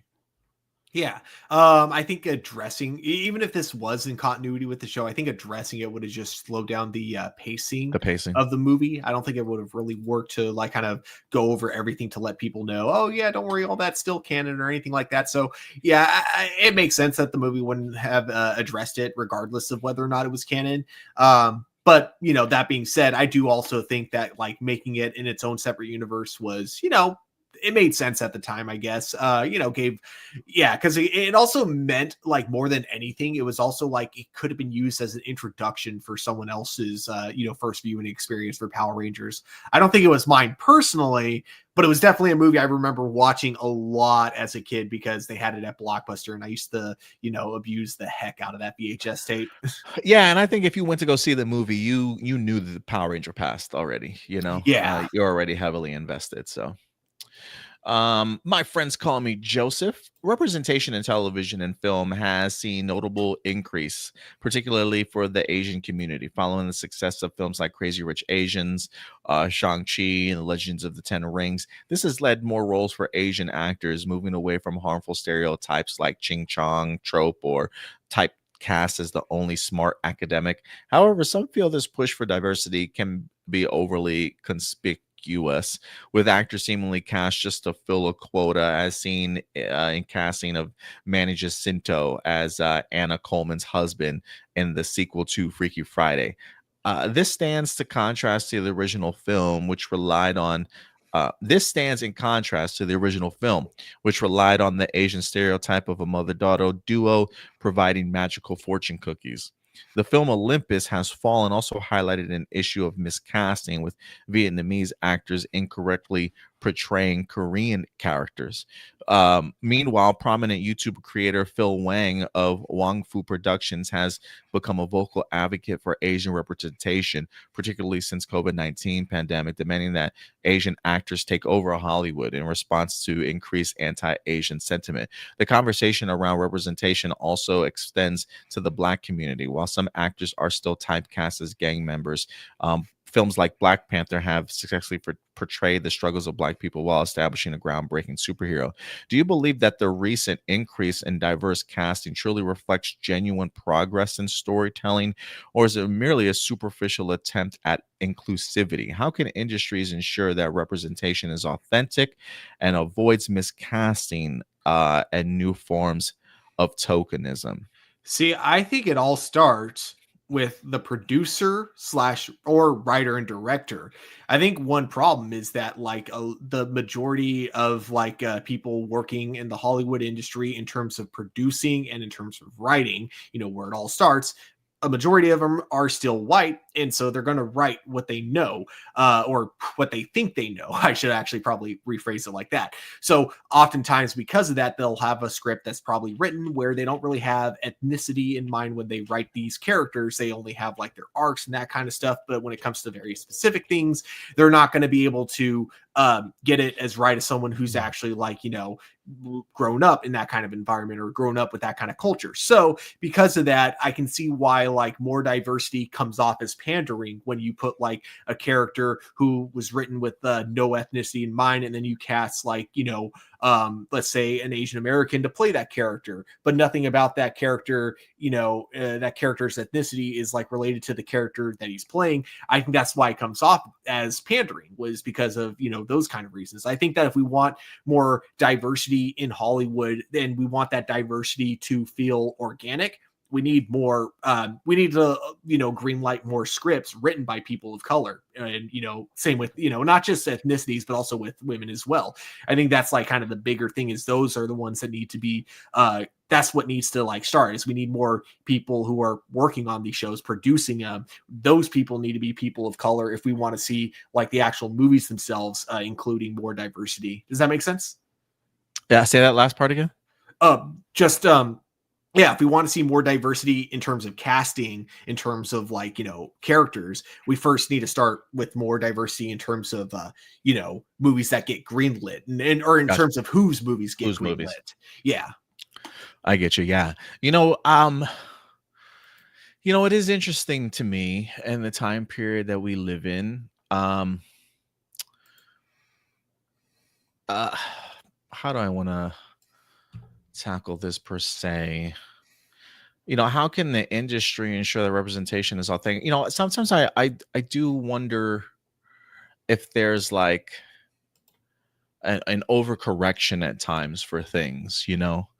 Um um I don't know what that overcorrection looks like, or if we're in that place. Like, you know, there's a lot of unknowns, I think, when it comes to Hollywood, that I think we look at as fact. Like, I do wonder from a studio perspective, if there is a such thing as a quota, you know.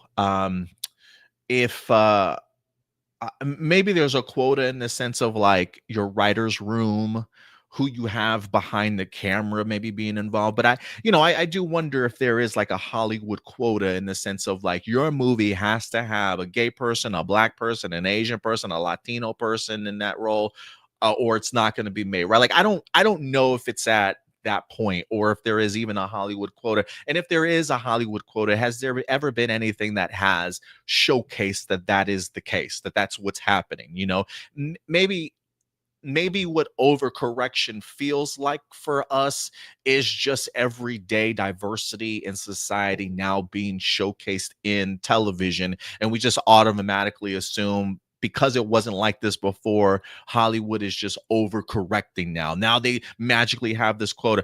I don't know if there is a quota out there, if there is like a contract or like a production studio paperwork or something that legit says you got to have these type of people in your movies. Otherwise, there's a part of me that doesn't necessarily want to believe it. Like, do I believe that Hollywood does overcorrect sometimes and then eventually have to make corrections? Yes, I do think that's a true reality. But sometimes I feel like people have this insinuation that it's like a motive, that like every decision a studio makes is based off of overcorrecting, that they have to force diversity. And I don't know if that's necessarily the truth, right? Like, for instance, when I read this comment, um however, some feel this push for diversity can be overly conspicuous, with actors seemingly cast just to fill a quota, as seen in casting of Manny Jacinto as Anna's husband. Why is that considered just to fill a quota? Like, I haven't seen Freaky Friday. I haven't seen Freakier Friday, right? So I don't know the connection to the idea of having an Asian representation when it comes to these movies.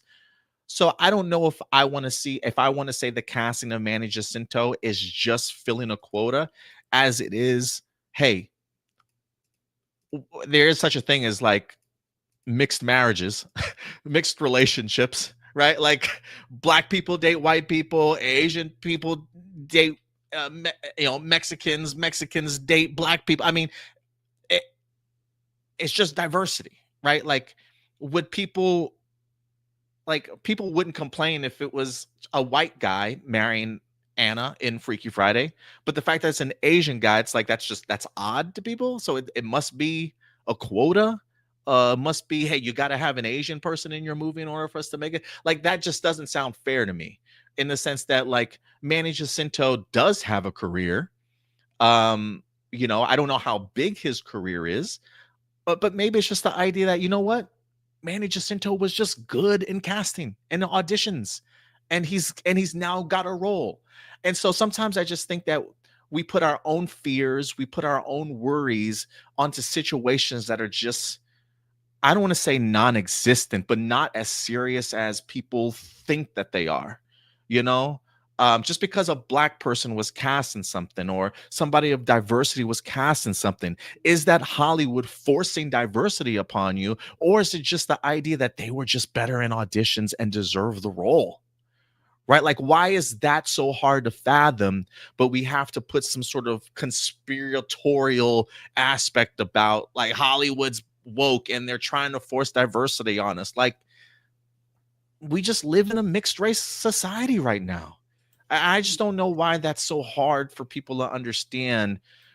Maybe they get pleasure in the idea of just thinking, well, these other people are succeeding because it's got to be something conspiratorial that I don't understand, instead of just viewing the idea that, like, maybe you just feel some type of way about diversity and you don't know how to express it or deal with it in that regard. So look, I'm not going to say Hollywood is completely innocent.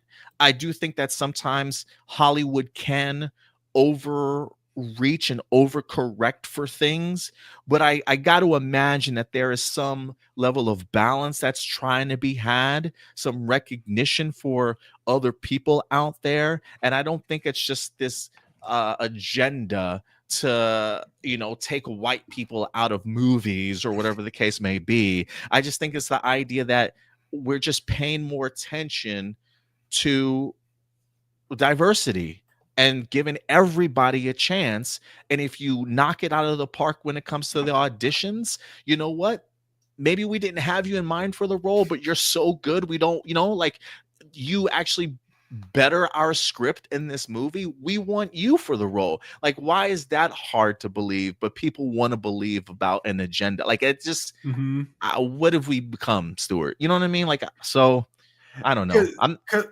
Cause like, here's, okay, so two kind of tangents I'm going to go on. First one, back in high school, I was a bit of a dick. I was a douchebag, in high school, not going to deny that. one of the things that I always thought too, and this wasn't when it comes to diversity in terms of like different cultures and ethnicity. This was specifically diversity in terms of women, right? Because there was an English class we were learning about how hard it is for women to get into the film industry, and how there isn't the main thing being how there isn't a lot of representation for women characters. And of course, high school me was like, oh yeah, well, explain Aliens and Terminator and that kind of stuff, but like the biggest thing that I would have that at the time I would have been like 100% firm on, I my biggest thing was, I swear if women had as much representation as men do, men would not be complaining this much.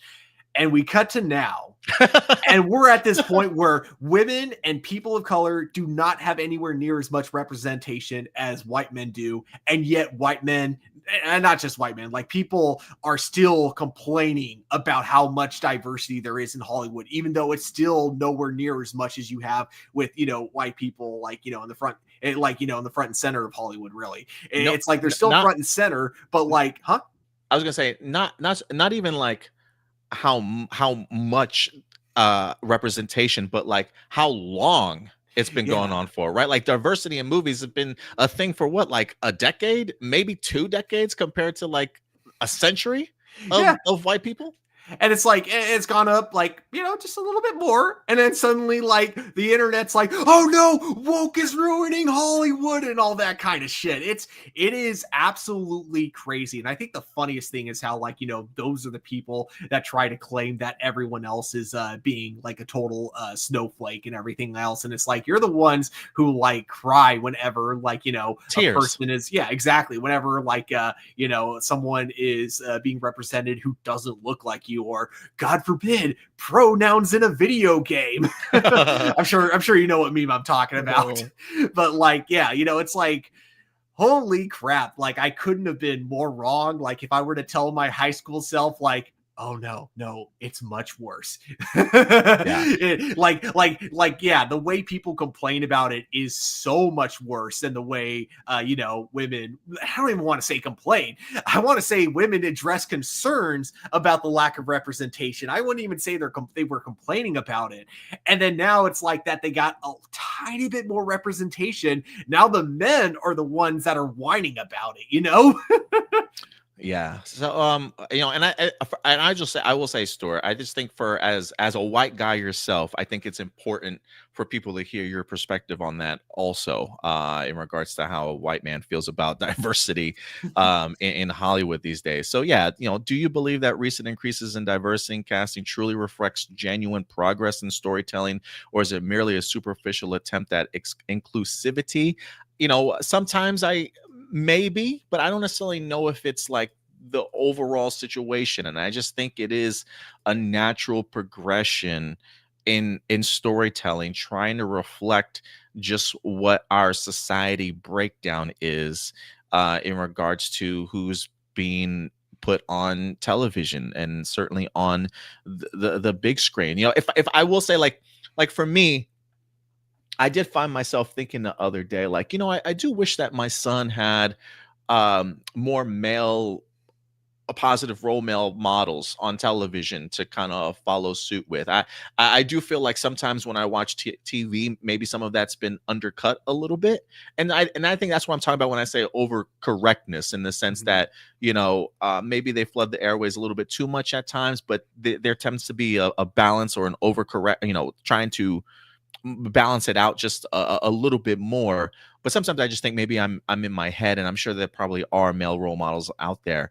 But I think that is the opportunity for Hollywood to make some course corrections. But I don't know if it's like it's a superficial attempt. I do think that it's a genuine progress, maybe sometimes overcorrected, but hopefully trying to find a little bit more balance compared to what it was before. But how can the industry that representation is authentic and avoid miscasting and new forms of tokenism?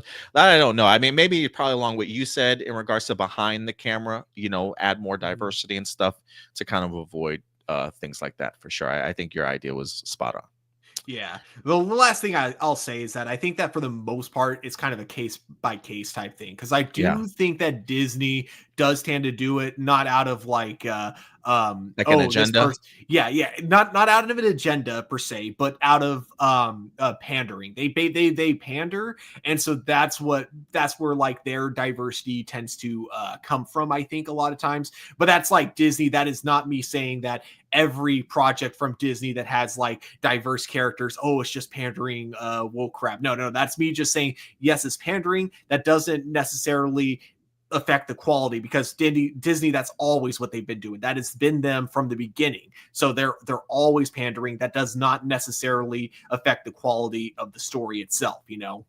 Yeah, no, I agree. And if anything, I would just say, if we would rather believe the idea that it is um an agenda and all this other stuff over the idea that people are just talented and they're actually really good at what they do and that's the reason why they were cast, I would just say just spend some time with yourself to figure out why the concept of diversity and seeing these people on screen bothers you as much as it does. That's all.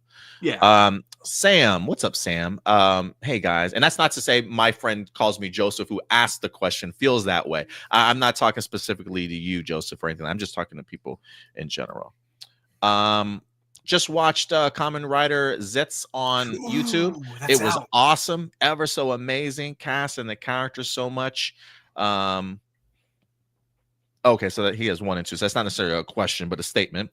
And then 2, what if Johnny Young Bosch's Adam is Red Turbo Ranger replacing Tommy Oliver? I would like what if Power Ranger seasons. What if Power Ranger seasons would be kind of dope. I'm not gonna lie.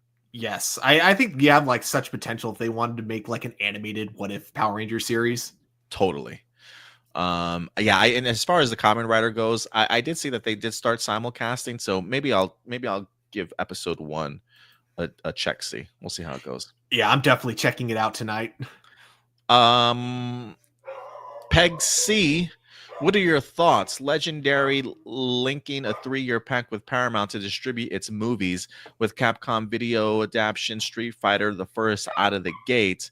And then the directed feature now set with a release date of October 16th. Yeah, Legendary linking a 3-year pact with Paramount. Yeah, so yeah, they linked with Paramount. They've linked up with Skydance, and now they're working with Activision to bring Call of Duty. They're making big moves. So I like the moves Paramount's making right now. Mm-hmm. Have you checked out is that AI teaser trailer from content creator Strider HD? He does a bunch of what if teaser trailers. He did one for the 70s Justice League. Yeah, you did send me the 70s Justice League is pretty dope. You can also check out his channel for the other teaser trailers he's done. There's one of Power Rangers. Yeah, he does these AI teaser trailers that highlight actors, and in this case, actors from the 70s as their Justice League characters. It is pretty dope. Although I do have to question why they gave Martian Manhunter like the shittiest costume in this 70s Justice League trailer. I think they cast him as Sidney Poitier, if I'm not mistaken. So I am curious as to why they did Martian Manhunter dirty. Have you seen the AI teaser trailer at all, Stuart? Have you seen that going around? I'm checking it now. Yeah. It Yeah, is kind of crazy what you can do with AI. bro. Yeah, tell me about it. It's pretty bananas, honestly. A new documentary trailer on the late John Candy dropped called "I Like Me." Have you had a chance to see the trailer? If so, what are your thoughts? I have not had the opportunity to see the trailer, but I will look that up for sure. Definitely. If Super Mario Brothers 2 flops, is the Zelda film in trouble of not getting made at all? What are your thoughts? I don't think so. I think Zelda movie is going to happen regardless. Um when I first think of this, look, Super Mario is very much animated compared to live action. This Super Mario movie made a ton of money, so I can understand why they would want to greenlight a Zelda movie. And I would assume that by the time Super Mario Brothers 2 even begins, or maybe it is under production. I'm not sure. I have a feeling that the Zelda movies are already going to be well into production, so you're already spending money if you're the studio. So no, regardless of how Super Mario Brothers 2 does, I don't think there's any connection to how the Zelda 2 movie will do. I think Zelda will be just fine. But maybe I'm wrong. I don't know. What do you think, Stu? You think the impact on the animated 2 will have them pump their brakes on doing a Zelda movie? I don't think so. I mean, well, first of all, I mean, I know this wasn't the question, but I think Mario Brothers 2 is going to probably make $1 billion again, because the first one did. But I think that even if it doesn't, I don't see them canceling this one, at least not for financial reasons. Nintendo has pulled the plug on Zelda projects so many times. I don't think money would be the reason if they decided to do that again. Yeah, I think you're right. Let's see here. Digivolve. Oh, dang it. I don't have the question for this. Why does this happen? Oh, I got it. Okay. Yeah, because for some reason I have to reset it to bring the question up. Here we go. So during a recent podcast, actor Frankie Muniz spoke about his return to Malcolm in the Middle in the upcoming revival series. He shared that before Jason Marsden took over the role, he voiced the character Chester McBad. Ooh, I did not know that. Chester McBadbat on the Fairly Odd Parents for the first 2 seasons. According to Muniz, the show's creator Butch Hartman kindly told him he couldn't continue due to his busy schedule, which was communicated by his manager. Although Muniz loved the character and wanted to continue, he admitted he genuinely didn't have the time. How do you think an actor's busy schedule impacts their ability to take on new or reoccurring roles? I mean, especially if you're doing a television show. I mean, Yeah. I remember the whole thing with well, not remember like I was there, but I've listened to several interviews with both Michael J. Fox and then the I forgot the guy's name, but the director of Back to the Future, like how from the beginning they wanted Michael J. Fox to be in the show, or be in the movie, but he had already been committed to a TV show, and TV show, especially back then, just takes up so much of your schedule. So unless it's a project that you're passionate about, that you really want to do, it kind of doesn't make more sense. It doesn't make too much sense for you to do another project while you're already busy with something else, especially if it's a TV show. Like 2 TV shows, I think would genuinely be like impossible to do. Someone correct me if I'm wrong. So for him, since he was doing Malcolm in the Middle, like maybe with voice acting, they could have worked it out, but he was also really young. So I think they also didn't want to overschedule him for like his age and things like that. So I think that was like, there was probably 2 factors into it. But yeah, like doing a show like Malcolm in the Middle, which is like 20 episode seasons, and then it's also not your typical sitcom, which means that they probably do multiple takes for every episode. I'm not surprised that Butch Hartman didn't want to have to like work around that schedule. Butch Hartman's a dick, but I wouldn't call him a dick for this reason. Yeah, I'm balancing, especially TV and movies, is definitely difficult, because I think they feel like they probably take anywhere between like 6 to 9 months to complete for TV sometimes. Whereas, if you wanted to do a movie, also you'd really have to work around somebody's schedule. Filming movies just doesn't take as long as it does for television series for some reason. But probably the episode count for sure. But yeah, definitely sometimes you miss out on opportunities that you certainly don't want. I've seen plenty of times people have come on board, agreed to something, but then if a movie gets delayed, then they have to leave the production just because of the fact that they had something else planned around their time. So yeah, it's really important. Yeah. Jessica Fryman, would you like to see Superman meet other heroes like Wonder Woman or the Flash in the next season of My Adventures of Superman? Sure, why not? Yeah. What other heroes has he met? So far, John Henry Iron Steel and Supergirl. And then we've gotten alternate versions of characters from of the villains from Doom Patrol, but like it's an alternate version from another universe where they're not villains. But yeah, I think that those are the only ones I can think of that he's teamed up with. Yeah, I'm hoping with the release of My Adventures of Green Lantern, I'm hoping that maybe Green Lantern pops up in the next season of Adventures of Superman, just to use as like a spinoff, if you will. Would you like to see the new Avatar form a third generation team Avatar in the new Avatar animated series?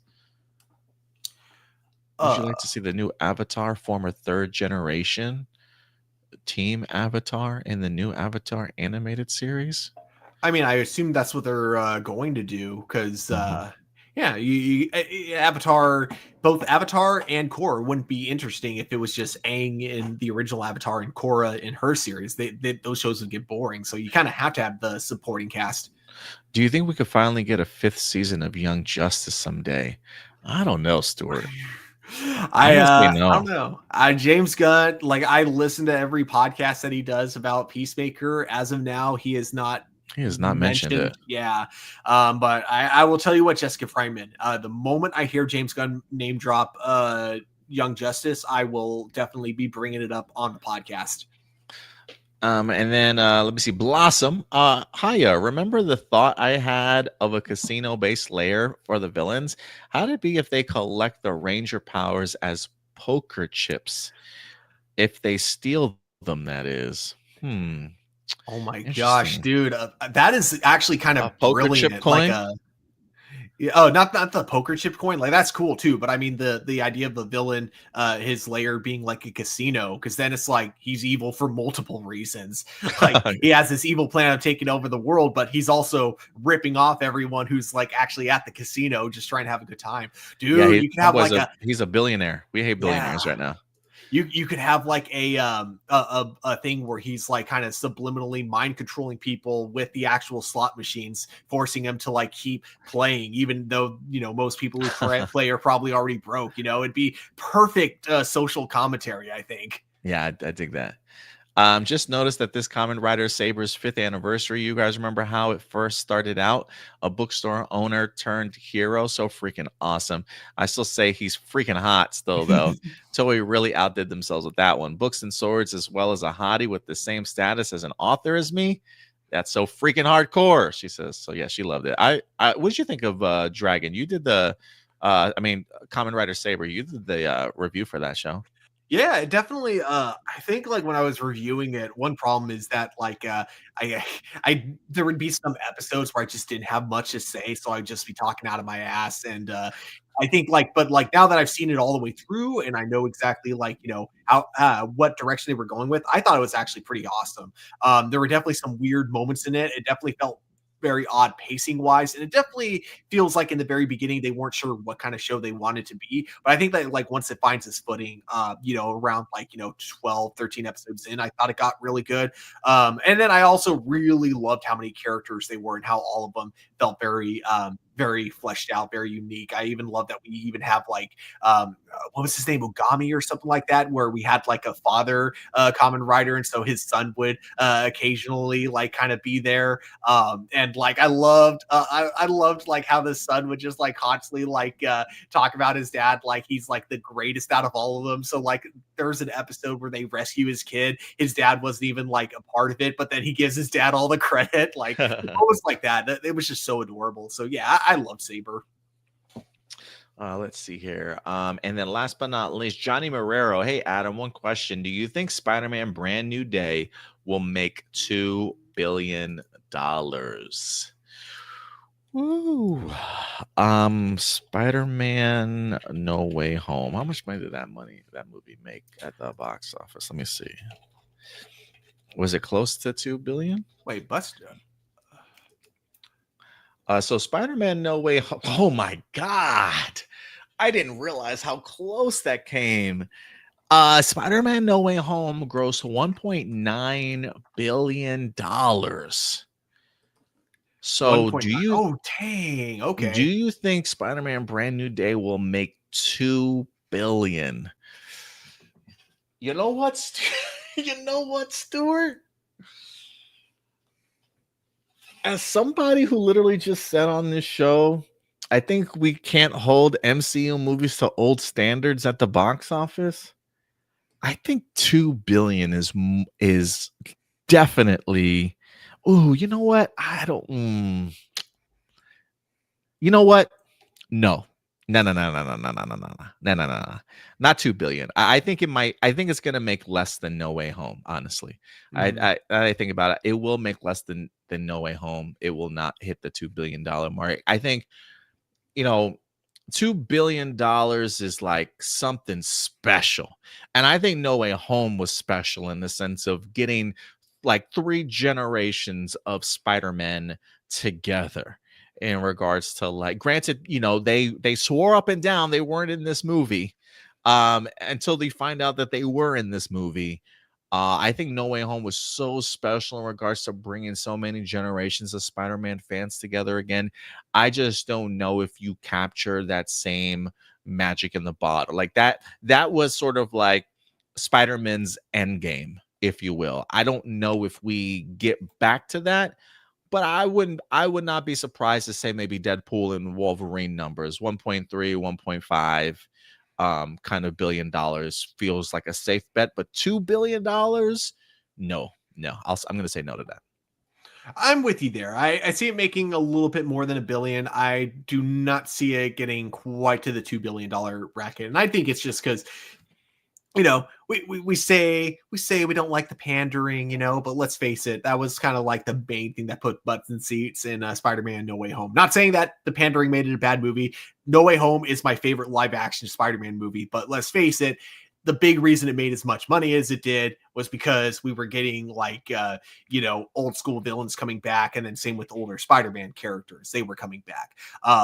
And I don't think this movie is going to have that going for it, which is good. If it did, I actually think it would do less, because then, if you pander too much, it becomes too obvious to the audience, and then no one wants to go see it anymore. So I think them doing that for this movie and then going back to a more kind of, street level kind of storyline, I think is the smart move. I think it will hit the $1 billion. I don't think it'll quite make 2 billion though. And I still would very much view that as a success. I think just Oh because yeah. the Spider-Man Brand New Day may not make what No Way Home made, and maybe go backwards at the box office, I still think that that's a huge success for Spider-Man. Regardless, I can't say any movie makes $1 billion, and I'm going to question how how successful it certainly is. But I do think it certainly makes another billion, just because of Tom Holland's Spider-Man is so well beloved, and I think they made a really great decision with the day one exclusivity of all the first looks and building up the excitement level towards this movie. I think the marketing campaign is going to be bonkers. So yeah, I expect great things from this movie. Definitely.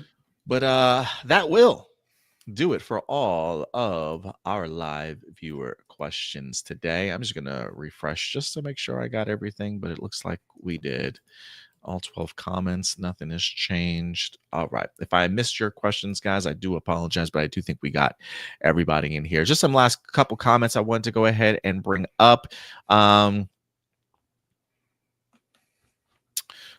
did I highlight? Kiki and Luca, why do you think Batman and Superman are popular? Batman and Spider-Man are popular, and Superman not as much. Superman barely made 600 million. Those other superheroes make a lot more. Is it because Superman is overpowered?